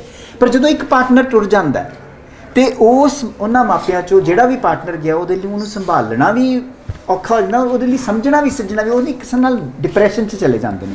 ਸੋ ਇਹ ਕਹਾਣੀ ਇਹਨਾਂ 2 ਚੀਜ਼ਾਂ ਦਾ ਮੇਲ ਸੀ, ਜਿਹਦੇ ਵਿੱਚ ਮੈਂ ਇੱਕ ਠੁਮਣਾ ਜਿਹਾ ਲਿਆ ਕਿ ਜਿਹੜੀ ਮਾਂ ਹੈ ਉਹ ਬਹੁਤ ਜ਼ਿਆਦਾ ਡਿਪਰੈਸ਼ਨ 'ਚ ਹੈ, ਪਰ ਉਹਨੂੰ ਜਦੋਂ ਆਪਣੀ ਜਵਾਨੀ ਵੇਲੇ ਦਾ ਕੋਈ ਬੰਦਾ ਦਿਸਦਾ ਜਿਹੜਾ ਆਪ ਵੀ ਇਸ ਦੌਰ 'ਚੋਂ ਲੰਘ ਚੁੱਕਾ ਪਰ ਉਹ ਜ਼ਿੰਦਗੀ ਜੀ ਰਿਹਾ ਤਾਂ ਉਹਨੂੰ ਸਮਝ ਆਉਂਦੀ ਕਿ ਜ਼ਿੰਦਗੀ ਖਤਮ ਨਹੀਂ ਹੋ ਜਾਂਦੀ। ਸੋ ਇੱਕ ਕਿਸਮ ਨਾਲ ਇਹ ਕਹਾਣੀ ਮੇਰੀ ਆਪਣੇ ਘਰ ਤੋਂ ਵਗਦੇ ਪਾਣੀ ਤੋਂ ਲੈ ਕੇ ਹੋਰ ਤਰੀਕੇ ਨਾਲ ਜੁੜਦੀ ਹੀ ਹੈ। ਉਸ ਤੋਂ ਬਾਅਦ ਜਿਹੜੀ ਮੈਂ ਅਗਲੀ ਕਹਾਣੀ ਲਿਖੀ ਨਾ ਉਹ ਵੀ ਮੈਂ ਤੁਹਾਨੂੰ ਕਹਿਣਾ ਮੈਨੂੰ ਲੱਗਦਾ ਥੋੜ੍ਹੀ ਜਿਹੀ ਸਮਕਾਲ ਤੋਂ ਅੱਗੇ ਹੈ। ਗੱਲ ਹੈ ਕਿ ਬਹੁਤ ਸਾਰੀਆਂ ਪੰਜਾਬੀ 'ਚ ਕਹਾਣੀਆਂ ਨੇ ਜਿਹ 'ਚ ਹੈ ਕਿ ਦਲਿਤ ਬੰਦੇ ਪਾਤਰਾਂ ਨਾਲ ਜੋ ਕੁਝ ਹੋ ਰਿਹਾ ਔਰ ਹੋ ਰਿਹਾ ਹੈ ਬਿਲਕੁਲ, ਔਰ ਖਾਸ ਕਰ ਜਦੋਂ ਅਸੀਂ ਦਲਿਤ ਰਾਈਟਰਸ ਦਾ ਲਿਖਿਆ ਦੇਖਦੇ ਹਾਂ ਅਤੇ ਜਿਹਨੂੰ ਕਹਿੰਦੇ ਨੇ ਸੱਚੀ ਮੁੱਚੀ ਬਹੁਤ ਸ਼ਰਮ ਆਉਂਦੀ ਹੈ ਕਿ ਸਮਾਜ 'ਚ ਇਹ ਹੁੰਦਾ ਵੈ। ਔਰ ਜਿਸ ਤਰ੍ਹਾਂ ਉਹ ਚਿੱਤਰਦੇ ਨੇ ਉਸ ਤਰ੍ਹਾਂ ਦੀ ਲਾਈਫ ਨੌਨ ਦਲਿਤ ਅਸੀਂ ਚਿੱਤਰ ਵੀ ਨਹੀਂ ਸਕਦੇ ਕਿਉਂਕਿ ਮੈਂ ਦਲਿਤ ਨਹੀਂ ਹਾਂ। ਸੋ ਮੈਂ ਜੇਕਰ ਦਲਿਤਾਂ ਦੀ ਜ਼ਿੰਦਗੀ ਚਿੱਤਰਨ ਦੀ ਕੋਸ਼ਿਸ਼ ਕਰਾਂਗਾ ਤਾਂ ਬਿਲਕੁਲ ਨਕਲੀ ਜਿਹੀ ਕਹਾਣੀ ਲਿਖਾਂ ਕਿਉਂਕਿ ਮੈਂ ਜ਼ਿੰਦਗੀ ਦੇਖੀ ਨਹੀਂ, ਉਹਨੂੰ ਭੋਗਿਆ ਨਹੀਂ ਹੈ। ਅਤੇ ਪਰ ਇਹਦੇ ਨਾਲ ਇੱਕ ਜੁੜੀ ਹੋਈ ਗੱਲ ਹੈ ਕਿ ਜਿਹੜੇ ਦਲਿਤ ਬਹੁਤ ਪੜ੍ਹ ਗਏ ਨੇ ਔਰ ਦਲਿਤ ਸਿਰਫ ਪੰਜਾਬ ਦੇ ਕੰਟੈਕਸਟ ਨਹੀਂ ਨੇ, ਦਲਿਤ ਜਿਹੜੇ ਨੇ ਉਹ ਸਾਰੇ ਹਿੰਦੁਸਤਾਨ 'ਚ ਹੈਗੇ ਨੇ। ਮੇਰੀ ਭਾਣਜੀ ਦਿੱਲੀ ਰਹਿੰਦੀ ਹੈ ਅਤੇ ਉਹਦਾ ਆਪਣਾ ਪਾਰਟਨਰ ਵੀ ਜਿਹੜਾ ਹੈ ਉਹ ਆਂਧਰਾ ਦਾ ਦਲਿਤ ਹੈ ਅਤੇ ਉਹਦੀ ਇੱਕ ਸਹੇਲੀ ਹੈ ਜਿਹੜੀ ਬੰਗਾਲ ਦੀ ਦਲਿਤ ਹੈ। ਔਰ ਉਹ ਜਿਹੜੇ ਨੇ ਉਹ ਦੇਖੋ ਤੁਹਾਨੂੰ ਯਾਦ ਹੈ ਕਿ ਇੱਕ ਨਾ ਅਤਰਜੀਤ ਉਹਨਾਂ ਦੀ ਕਹਾਣੀ ਹੈ ਠੂਆਂ, ਜਿਹਦੇ ਵਿੱਚ ਹੈ ਕਿ ਉਹ ਕਿਤੇ ਪਹੁੰਚ ਕੇ ਵੀ ਨਾ ਉਹਨੂੰ ਆਪਣੀ ਜਾਤ ਲੁਕਾਉਣੀ ਪੈਂਦੀ ਹੈਗੀ ਹੈ। ਹੁਣ ਮੈਂ ਜਦੋਂ ਇਹਨਾਂ ਲੋਕਾਂ ਨੂੰ ਦੇਖਦਾ ਨਾ ਇਹ ਉਸ ਪੜਾਅ 'ਤੇ ਪਹੁੰਚ ਗਏ ਨੇ ਜਿੱਥੇ ਇਹ ਬਿਲਕੁਲ ਇਹਨਾਂ ਨੂੰ ਕੋਈ ਸ਼ਰਮ ਨਹੀਂ ਹੈਗੀ ਆਉਂਦੀ ਕਿ ਆਉਣੀ ਚਾਹੀਦੀ ਵੀ ਨਹੀਂ ਕਿ ਇਹ ਸਾਡੀ ਜਾਤ ਹੈ। ਉਹ ਕਹਿੰਦੇ ਵੀ ਇਹ ਆਪਣੀ ਜੇਕਰ ਇਹ ਸਾਲਾ ਆਨੰਦ ਲਿਖ ਸਕਦਾ ਆਪਣੇ ਨਾਂ ਨਾਲ ਅਤੇ ਮੈਂ ਕਿਉਂ ਨਾ ਲਿਖਾਂ ਜੋ ਵੀ ਮੇਰੀ ਜਾਤ ਹੈ। ਔਰ ਉਹਦੇ 'ਚੋਂ ਹੀ ਐਕਚੁਅਲੀ ਪੰਜਾਬ 'ਚ ਗੱਲ ਨਿਕਲੀ ਕਿ ਮੈਨੂੰ ਨਹੀਂ ਪਤਾ ਇੱਥੇ ਇੰਝ ਹੋਇਆ ਸੀ ਕਿ ਸਾਡੇ ਦੁਆਬੇ 'ਚ ਹੋਣ ਲੱਗ ਪਿਆ ਸੀ ਕਿ ਲੋਕਾਂ ਨੇ ਸਕੂਟਰਾਂ 'ਤੇ ਲਿਖਣਾ ਸ਼ੁਰੂ ਕਰਤਾ ਸੀ ਪੁੱਤ ਚਮਾਰਾਂ ਦੇ। ਇਹ ਇੱਕ ਅਸਰਸ਼ਨ ਹੈ ਆਈਡੈਂਟੀਟੀ ਦੀ। ਹੁਣ ਮੈਨੂੰ ਲੱਗਾ ਕਿ ਪੰਜਾਬੀ 'ਚ ਇੱਕ ਕਹਾਣੀ ਇੰਝ ਦੀ ਵੀ ਹੋਣੀ ਚਾਹੀਦੀ ਹੈ ਕਿ ਜਿਹੜਾ ਪੜ੍ਹਿਆ ਲਿਖਿਆ ਦਲਿਤ ਹੈ ਉਹ ਆਪਣੀ ਜਾਤ ਨੂੰ ਲੁਕਾਉਣ ਦੀ ਬਜਾਏ ਉਹਨੂੰ ਵਰਤਦਾ ਇਸ ਸੈਂਸ ਵਿੱਚ ਨਹੀਂ ਕਿ ਉਹਨੇ ਕੋਈ ਨੌਕਰੀ ਲੈਣੀ ਹੈ, ਉਹਦੇ ਮਗਰ ਕੋਈ ਪਿਆ ਹੋਇਆ ਕਿ ਤੂੰ ਮੇਰੀ ਕੁੜੀ ਨਾਲ ਵਿਆਹ ਕਰਾਂਗਾ ਭਰਾ ਮੇਰਾ ਹੱਥ ਤੈਨੂੰ ਮਾਫ਼ ਕਰ ਅਤੇ ਮੈਂ ਤਾਂ ਦਲਿਤ ਹਾਂ ਮੈਨੂੰ ਨਾ ਆਪਣੀ ਕੁੜੀ ਜੜਨ ਦੀ ਕੋਸ਼ਿਸ਼ ਕਰਕੇ ਉਹਨੂੰ ਇੰਟਰਸਟ ਨਹੀਂ ਉਹਦੀ ਕੁੜੀ 'ਚ। ਹੁਣ ਉਹ ਗੱਲ ਹੈ ਕਿ ਮੈਂ ਤਾਂ ਲਿਆਂਦੀ ਕਹਾਣੀ ਕਿਉਂਕਿ ਮੈਨੂੰ ਲੱਗਦਾ ਸੀ ਕਿ ਇਹ ਸਮਾਂ ਆ ਗਿਆ ਕਿ ਅਸੀਂ ਦਲਿਤਾਂ ਦੀ ਅਸਰਸ਼ਨ ਜਿਹੜੀ ਹੈ ਉਹਦੇ ਬਾਰੇ ਵੀ ਗੱਲ ਕਰੀਏ। ਔਰ ਇਹ ਕਹਾਣੀ ਮੈਂ ਹੀ ਲਿਖ ਸਕਦਾ ਸੀ ਕਿਉਂਕਿ ਮੈਂ ਦੂਜੇ ਪਾਸਿਓਂ ਦਲਿਤ ਦੀ ਕਹਾਣੀ ਜਿਸ ਤਰ੍ਹਾਂ ਮੈਂ ਤੁਹਾਨੂੰ ਕਿਹਾ ਇਹ ਮੇਰੇ ਸੰਭਾਵਨਾ ਨਹੀਂ ਹੈਗੀ, ਮੈਂ ਉਹ ਜ਼ਿੰਦਗੀ ਨਹੀਂ ਦੇਖੀ। ਮੈਂ ਸਿਰਫ ਉਹਨਾਂ ਦਲਿਤਾਂ ਦੀ ਜ਼ਿੰਦਗੀ ਦੇਖੀ ਹੈ ਜਿਹੜੇ ਇੱਕ ਲੈਵਲ 'ਤੇ ਪਹੁੰਚ ਗਏ ਨੇ ਔਰ ਜਿਨ੍ਹਾਂ 'ਚ ਅਸਰਸ਼ਨ ਹੈ, ਜਿਹੜੇ ਰਾਈਟਰ ਨੇ ਔਰ ਉਹਨਾਂ ਨੂੰ ਕੋਈ ਸ਼ਰਮ ਨਹੀਂ ਕਿ ਉਹ ਆਪ ਮਤਲਬ ਕਹਿੰਦੇ ਨੇ ਕਿ ਮਤਲਬ ਉਹ ਲੁਕਾਉਣ ਦੀ ਉਹਨਾਂ ਨੂੰ ਲੋੜ ਨਹੀਂ। ਔਰ ਵਾਕਈ ਮੈਂ ਐਕਚੁਅਲੀ ਇਹ ਕਹਿਣਾ ਚਾਹੁੰਦਾ ਕਿ ਲੁਕਾਉਣਾ ਚਾਹੀਦਾ ਵੀ ਨਹੀਂ ਹੈ ਕਿਉਂਕਿ ਜਦੋਂ ਅਸੀਂ ਲੁਕਾਉਂਦੇ ਹਾਂ ਆਪਣੀ ਜਾਤ ਨੂੰ ਅਤੇ ਅਸੀਂ ਉੱਪਰਲੀ ਜਾਤ ਅਖੌਤੀ ਨੂੰ ਕਹਿ ਰਹੇ ਹੁੰਦੇ ਹਾਂ ਕਿ ਜੀ ਤੁਹਾਡੀ ਜਾਤ 'ਚ ਕੁਛ ਵੱਡਾ ਹੈ ਅਤੇ ਸਾਡੀ 'ਚ ਕੁਛ ਮਾੜਾ ਹੋਣਾ ਨਹੀਂ ਚਾਹੀਦਾ। ਸੋ ਇਸ ਲਈ ਮੈਂ ਕਹਿੰਦਾ ਕਿ ਥੋੜ੍ਹੀ ਜਿਹੀ ਮੇਰੀ ਅੱਗੇ ਦੀ ਕਹਾਣੀ ਹੈ। ਹੁਣ ਇਸ ਤੋਂ ਬਾਅਦ ਮੇਰੀ ਆਖਰੀ ਕਹਾਣੀ ਹੈ ਜਿਹੜੀ ਹਾਲੇ ਛਪੀ ਨਹੀਂ ਹੈ। ਉਹ ਕਹਾਣੀ ਦਾ ਮੇਨ ਮੁੱਦਾ ਹੈ ਕਿ ਮੈਨੂੰ 40 ਸਾਲ ਹੋ ਗਏ ਬਾਹਰ ਜਾਂਦੇ। ਦੁਨੀਆ ਦਾ ਘੱਟ ਹੀ ਕੋਈ ਮੁਲਕ ਹੈ ਜਿਹੜਾ ਮੈਂ ਨਾ ਦੇਖਿਆ ਹੋਵੇ। ਕੁਝ ਮੁਲਕਾਂ 'ਚ ਮੈਂ ਬਹੁਤ ਲੰਮਾ ਸਮਾਂ ਰਿਹਾ ਹਾਂ। ਇੱਕ ਵਾਰੀ ਇਟਲੀ ਦੇ ਵਿੱਚ ਮੈਂ ਸਪੈਸ਼ਲੀ ਮੈਨੂੰ ਇਹ ਕੰਮ ਦਿੱਤਾ ਗਿਆ ਸੀ ਕਿਸੇ ਆਰਗੇਨਾਈਜੇਸ਼ਨ ਵੱਲੋਂ ਕਿ ਜਿਹੜੇ ਪੰਜਾਬੀ ਉੱਥੇ ਰਹਿੰਦੇ ਨੇ ਉਹ ਤਕਰੀਬਨ ਬੰਧੂਆ ਮਜ਼ਦੂਰ ਦੀ ਹਾਲਤ ਵਿੱਚ ਰਹਿੰਦੇ ਨੇ। ਇਟਲੀ ਵਾਲੇ ਉੱਥੇ ਵੱਡੇ ਵੱਡੇ ਖੇਤ ਨੇ, ਉਹਨਾਂ ਨੂੰ ਉਹਨਾਂ ਦੇ ਜਿਹੜੇ ਪਾਸਪੋਰਟ ਹੈ ਰੱਖ ਲੈਂਦਾ ਮਾਲਕ ਅਤੇ ਉਹਨਾਂ ਨੂੰ ਕਹਿੰਦਾ ਉਹਨਾਂ ਦੀ ਮੈਂ ਸਰਵੇ ਕਰਨ ਗਿਆ ਸੀ। ਹੁਣ ਮੇਰੇ ਮਨ 'ਚ ਨਾ ਇਹ ਗੱਲ ਸੀਗੀ ਕਿ ਅਸਲ 'ਚ ਕੀ ਹੈ ਜਿਹੜਾ ਬਾਹਰ ਜਾਣ ਦਾ ਇਹ ਸਾਰਾ ਨਾ ਇਹ ਦੋ ਕਿਸਮ ਦੇ ਤੁਸੀਂ ਜਦੋਂ ਬਾਹਰ ਜਾ ਕੇ ਦੇਖਦੇ ਹੋ ਨਾ, ਇੱਕ ਉਹ ਲੋਕ ਨੇ ਜਿਹੜੇ ਕਿ ਸਕਸੈਸਫੁਲ ਹੋ ਗਏ ਬਾਹਰ ਜਾ ਕੇ, ਉਹ ਸਭ ਨੂੰ ਦਿਸਦੇ ਨੇ ਔਰ ਉਹ ਸਭ ਦਾ ਜਿਹਨੂੰ ਕਹਿੰਦੇ ਨੇ ਟੀਚਾ ਬਣ ਜਾਂਦੇ ਨੇ ਕਿ ਅਸੀਂ ਬਾਹਰ ਜਾਈਏ, ਉੱਥੇ ਲਹਿਰਾਂ ਬਹਿਰਾਂ ਨੇ। ਪਰ ਨਾਲ ਦੀ ਨਾਲ ਬਹੁਤ ਸਾਰੇ ਲੋਕ ਉਹ ਨੇ ਜਿਹੜੇ ਕਿਤੇ ਵੀ ਨਹੀਂ ਪਹੁੰਚ ਸਕੇ। ਬਹੁਤ ਸਾਰੇ ਉਹਨਾਂ ਬਾਰੇ ਗੱਲ ਨਹੀਂ ਹੁੰਦੀ, ਉਹਨਾਂ ਬਾਰੇ ਗੱਲ ਵੀ ਨਹੀਂ ਹੁੰਦੀ ਅਤੇ ਉਹਦੇ ਬਾਰੇ ਗੱਲ ਕਰਕੇ ਕੋਈ ਰਾਜੀ ਵੀ ਨਹੀਂ। ਇੱਥੇ ਮੈਂ ਤੁਹਾਨੂੰ ਛੋਟੀ ਜਿਹੀ ਕਹਾਣੀ ਤੋਂ ਇਲਾਵਾ ਇੱਕ ਗੱਲ ਦੱਸਾਂ। ਮੈਂ ਇਟਲੀ 'ਚ ਸੀਗਾ, ਇੱਕ ਬੰਦਾ ਮੈਨੂੰ ਮਿਲਿਆ, ਉਹ ਨਾ 14 ਜਣੇ ਆ ਕੀ ਹੈ ਟ੍ਰੇਲਰ ਜਿਹਾ ਨਹੀਂ ਹੁੰਦਾ ਟਰੱਕਾਂ ਦਾ ਜਿਵੇਂ ਹੁੰਦਾ ਪਿੱਛੇ ਬੰਦ ਟ੍ਰੇਲਰ ਜਿਹੜਾ ਹੁੰਦਾ, ਇੱਕ ਖੇਤ ਦੇ ਵਿੱਚ ਨਾ ਉਹ ਟ੍ਰੇਲਰ ਖੜਾ ਕੀਤਾ ਹੋਇਆ ਸੀ ਪਹੀਆਂ ਦੇ ਉੱਤੇ। ਉਹਦੇ ਵਿੱਚ ਉਹ ਮੈਨੂੰ ਉੱਥੇ ਲੈ ਕੇ ਗਏ ਚਾਹ ਪਿਆਉਣ ਲਈ। 14 ਜਣੇ ਉਸ ਟ੍ਰੇਲਰ 'ਚ। ਤੁਹਾਨੂੰ ਪਤਾ ਹੀ ਟਰੱਕ ਦਾ ਟ੍ਰੇਲਰ ਕਿੰਨਾ ਕੁ ਵੱਡਾ ਹੁੰਦਾ, ਜੇ ਵੱਡਾ ਵੀ ਹੋਵੇ ਤਾਂ ਵੱਧ ਤੋਂ ਵੱਧ ਇਸ ਕਮਰੇ ਦੀ ਲੰਬਾਈ ਜਿੰਨਾ ਹੁੰਦਾ ਨਾ, ਚੌੜਾ ਇਦੋਂ ਅੱਧਾ ਹੁੰਦਾ। ਉਹਦੇ ਵਿੱਚ ਇੱਕ ਪਾਸੇ ਕਿਚਨ ਬਣਾਇਆ, ਇੱਕ ਪਾਸੇ ਟੋਇਲਟ ਬਣਾਇਆ, ਉੱਤੇ ਥੱਲੇ ਬੈੱਡ ਜਿਵੇਂ ਰੇਲ ਗੱਡੀਆਂ 'ਚ ਲੱਗੇ ਹੋਏ। ਅਤੇ ਇਹਨਾਂ ਨੇ ਮੈਨੂੰ ਚਾਹ ਚੂਹ ਪਿਆਈ ਐਂਡ ਆਲ ਦੈਟ। ਅਤੇ ਸਾਰੇ ਬਹੁਤੇ ਉਹਨਾਂ 'ਚੋਂ ਦੁਆਬੇ ਦੇ ਪਿੰਡਾਂ ਤੋਂ ਆਏ ਹੋਏ ਸੀਗੇ ਅਤੇ ਉਹ ਔਰ ਕੋਈ ਯੰਗ ਮੁੰਡੇ ਨਹੀਂ ਸਨ, 45 50 ਸਾਲ ਦੇ ਜਿਹੜੇ 20 ਸਾਲ ਤੋਂ ਉੱਥੇ ਸਨ। ਉਹਨਾਂ ਦੀ ਮੁਸੀਬਤ ਐ ਸੀਗੀ ਕਿ ਉੱਥੇ ਉਹ ਕਦੀ ਪੱਕੇ ਨਹੀਂ ਹੋਏ ਅਤੇ ਉਹਨਾਂ ਦਾ ਕੋਈ ਇਟਲੀ ਦਾ ਸਿਸਟਮ ਹੈ ਕਿ ਜਿਹੜਾ ਮਾਲਕ ਜਿਹਨੇ ਤੁਹਾਨੂੰ ਰੱਖਿਆ ਨਾ ਉਹ ਆਪਣੀ ਇੱਕ ਵਰਕ ਪਰਮਿਟ ਸਮਝ ਲਿਆ, ਕੁਝ ਨੂੰ ਸੁਜੋਰਨੋ ਕਹਿੰਦੇ ਨੇ, ਉਹਦੇ ਬੇਸ ਉੱਤੇ ਤੁਹਾਡੀ ਵਧਾਈ ਜਾ ਸਕਦਾ ਮਿਆਦ। ਪੜ੍ਹੇ ਲਿਖੇ ਹੁੰਦੇ ਨਹੀਂ ਵਿਚਾਰੇ, ਇਹਨਾਂ ਦੇ ਕੋਲ ਕੋਈ ਹੋਰ ਨਹੀਂ ਹੁੰਦਾ, ਕਾਗਜ਼ ਇਹਨਾਂ ਦੇ ਮਾਲਕ ਨੇ ਸਾਂਭੇ ਹੁੰਦੇ ਨੇ। ਸੋ ਉਹਨੇ ਉਹਨਾਂ ਨੂੰ ਇੱਕ ਕਿਸਮ ਨਾਲ, ਇਹ ਹੁਣ ਕੋਈ 50 ਸਾਲ ਦੀ ਉਮਰ 'ਚ ਜ਼ਿੰਦਗੀ ਥੋੜ੍ਹੀ ਹੈ। ਅੱਜ ਪੰਜਾਬ ਮਾੜੇ ਤੋਂ ਮਾੜਾ ਬੰਦਾ ਵੀ ਇੰਝ ਥੋੜ੍ਹੀ ਕਿ ਉੱਤੇ ਥੱਲੇ 14 ਜਣੇ ਪੈ ਰਹੇ ਨੇ ਇੱਕੋ ਕਮਰੇ ਦੇ ਵਿੱਚ ਉਸ ਉਮਰ ਜਾ ਕੇ। ਬਾਲ ਬੱਚੇ ਇੰਡੀਆ ਨੇ, 2 ਹੀ ਸਾਲ ਹੀ ਆ ਜਾਂਦੇ ਨੇ। ਅਤੇ ਮੈਂ ਉਹਨੂੰ ਕਿਹਾ ਕਿ ਤੁਹਾਡੀ ਇੰਨੀ ਮਾੜੀ ਹਾਲਤ ਹੈ, ਤੁਸੀਂ ਆਪਣੇ ਜਦੋਂ ਪਿੰਡ ਜਾਂਦੇ ਹੋ ਦੱਸਦੇ ਹੋ ਕਿ ਬਈ ਸਭ ਕੁਝ ਠੀਕ ਨਹੀਂ ਹੈ, ਤਾਂ ਕਿ ਐਵੇਂ ਹੀ ਸਾਰਿਆਂ ਨੂੰ ਲੱਗੀ, ਕਿਉਂਕਿ ਉਦੋਂ ਤੱਕ ਇਹ ਹੋ ਚੁੱਕਾ ਸੀ। ਇਹ ਗੱਲ ਵੀ ਮੈਂ 10 ਸਾਲ ਪੁਰਾਣੀ ਕਰ ਰਿਹਾ, ਉਦੋਂ ਤੱਕ ਹੋ ਚੁੱਕੇ ਲੋਕੀ ਜ਼ਮੀਨਾਂ ਵੇਚ ਕੇ ਬੱਚੇ ਜਾਣ ਲੱਗ ਪਏ ਸੀਗੇ, ਅਤੇ ਬੱਚੇ ਮਤਲਬ ਮਾਂ-ਬਾਪ ਸੱਚੀ ਮੁੱਚੀ ਜ਼ਮੀਨ ਵੇਚ ਕੇ ਭੇਜ ਰਹੇ ਸਨ ਬੱਚੇ। ਔਰ ਮੁੜ ਕੇ ਬੱਚਿਆਂ 'ਤੇ ਇਹ ਪ੍ਰੋਬਲਮ ਆ ਜਾਂਦੀ ਸੀ ਕਿ ਉਹ ਜਿਹੜੀ ਗਹਿਣੇ ਰੱਖੀ ਹੋਈ ਹੈ ਜ਼ਮੀਨ, ਉਹਨੂੰ ਕਢਾਉਣਾ ਕਿਵੇਂ, ਇਹ ਪ੍ਰੋਬਲਮ ਬੜੇ ਘਰਾਂ ਦੀ ਸੀ। ਮੈਂ ਉਹਨੂੰ ਕਿਹਾ, ਮੈਂ ਕਿ ਤੁਸੀਂ ਦੱਸਦੇ ਕਿਉਂ ਨਹੀਂ ਜਦੋਂ ਪਿੰਡਾਂ ਜਾਂਦੇ? ਤਾਂ ਉਹਦਾ ਪਤਾ ਜਵਾਬ ਕੀ ਸੀ? ਕਹਿੰਦਾ ਭਾਜੀ ਸਾਡੀ ਜਿਹੜੀ ਬਣੀ ਬਣਾਈ ਇੱਜ਼ਤ ਹੈ ਪਿੰਡ 'ਚ, ਉਹਨੂੰ ਅਸੀਂ ਕਾਹਨੂੰ ਰੋਲਣਾ? ਉੱਥੇ ਤਾਂ ਮੈਂ ਜਾਊਂਗਾ ਤਾਂ ਵਧੀਆ ਘੜੀ ਲਾ ਕੇ ਜਾਊਂਗਾ, ਨਾਲ ਬੈਸਟ ਵਿਸਕੀ ਲਿਜਾ ਕੇ ਪੀਊਂਗਾ, ਮੰਜੇ 'ਤੇ ਟੌਰ ਨਾਲ ਲੇਟੂੰਗਾ। ਇਹ ਮੈਂ ਕਾਹਨੂੰ ਦੱਸਣਾ ਕਿ ਮੈਂ ਇੰਝ ਟਰੱਕ 'ਚ ਰਹਿਣਾ? ਮੈਨੂੰ ਉੱਥੋਂ ਖਿਆਲ ਆਇਆ ਕਿ ਮਤਲਬ ਜਿਹੜੇ ਲੋਕਾਂ ਨਾਲ ਆਪ ਇੰਝ ਵਾਪਰਦੀ ਹੈ ਉਹ ਵੀ ਪਿੰਡ ਜਾ ਕੇ ਨਹੀਂ ਦੱਸਣਾ ਚਾਹੁੰਦੇ। ਹੁਣ ਇਹ ਹੈ ਕਿ ਇਹਦੇ ਨਾਲ ਇੱਕ ਅਜੀਬ ਜਿਹਾ ਵਾਤਾਵਰਨ ਪੰਜਾਬ ਵਿੱਚ ਸਿਰਜਿਆ ਗਿਆ ਹੋਵੇ, ਜਿਸ 'ਚੋਂ ਇਹ ਲੱਗਦਾ ਹੈ ਕਿ ਬਾਹਰ ਜਾਓ ਤੇ ਕੋਈ ਐਸਾ ਸੁਰਗ ਹੈ ਜਿਹੜਾ ਤੁਹਾਨੂੰ ਖੁੱਲੀਆਂ ਬਾਹੀਂ ਵੇਟ ਕਰ ਰਿਹਾ, ਤੇ ਉੱਥੇ ਜਾਓਗੇ। ਪਰ ਹਰ ਇੱਕ ਨਾਲ ਇੰਝ ਹੁੰਦਾ ਨਹੀਂ। ਸੋ ਜਿਹੜੀ ਮੇਰੀ ਅਗਲੀ ਕਹਾਣੀ ਹਾਲੇ ਨਹੀਂ ਛਪੀ ਨਾ, ਉਹ ਅਸਲ ਵਿੱਚ 2 ਕਿਸਮ ਦੇ ਬਾਹਰ ਬੈਠੇ ਪੰਜਾਬੀਆਂ ਦੀ ਕਹਾਣੀ ਹੈ। ਅਤੇ ਉਹਦੇ ਨਾਲ ਇੱਕ ਗੱਲ ਮੈਂ ਹੋਰ ਜੋੜੀ ਹੋਈ ਹੈ, ਉਹ ਹੈ ਕਿ ਅਸਲ 'ਚ ਕੀ ਹੈ, ਜਦੋਂ ਤੁਸੀਂ ਇੱਕ ਵਾਰੀ ਬਾਹਰ ਚਲੇ ਜਾਂਦੇ ਹੋ ਨਾ, ਤੁਹਾਡਾ ਹੌਲੀ ਹੌਲੀ ਜਿਹੜਾ ਆਪਣੀ ਮਿੱਟੀ ਨਾਲ ਮੋਹ ਹੈ ਨਾ, ਉਹ ਸੀਮਤ ਹੁੰਦਾ ਜਾਂਦਾ। ਜਦ ਤੱਕ ਮਾਪੇ ਹੈਗੇ ਨੇ ਤੁਸੀਂ ਆਉਂਦੇ ਹੋ, ਅੱਗੋਂ ਤੁਹਾਡੇ ਨਿਆਣਿਆਂ ਨੇ ਕਦੀ ਦੇਖਿਆ ਨਹੀਂ ਹੁੰਦਾ, ਉਹਨਾਂ ਨੇ ਆਉਣਾ ਨਹੀਂ ਹੁੰਦਾ, ਅਤੇ ਹੌਲੀ ਹੌਲੀ ਤੁਹਾਡੀ ਜਿਹੜੀ ਜ਼ਬਾਨ ਹੈ ਨਾ, ਬੋਲੀ ਹੈ, ਉਹ ਵੀ ਬਦਲਣੀ ਸ਼ੁਰੂ ਹੋ ਜਾਂਦੀ ਹੈ। ਉਹਦੇ 'ਤੇ ਜਿਹੜਾ ਵੀ ਸਥਾਨਕ ਰੰਗ ਹੁੰਦਾ ਹੈ ਉਹ ਚੜ੍ਹਨਾ ਸ਼ੁਰੂ ਹੋ ਜਾਂਦਾ। ਜਿਸ ਤਰ੍ਹਾਂ ਜੇ ਜਰਮਨੀ ਤੋਂ ਕੋਈ ਆਏ ਨਾ, ਕਦੀ ਬ੍ਰੈਡ ਨਹੀਂ ਉਹ ਲਫ਼ਜ਼ ਵਰਤਦੇ, ਜਰਮਨ ਤੋਂ ਆਏ ਉਹ ਸਾਰੇ ਬਰੋਟ ਕਹਿੰਦੇ ਨੇ, ਕਿਉਂਕਿ ਜਰਮਨ 'ਚ ਬ੍ਰੈਡ ਨੂੰ ਬਰੋਟ ਕਿਹਾ ਜਾਂਦਾ। ਇਟਲੀ ਵਾਲੇ ਕੁਝ ਇੰਝ ਦੇ ਲਫ਼ਜ਼ ਵਰਤਦੇ ਨੇ। ਸੋ ਉਹ ਬਣਾ ਕੇ ਮੈਂ ਆਪਣੀ ਆਖਰੀ ਕਹਾਣੀ ਲਿਖੀ। ਸੋ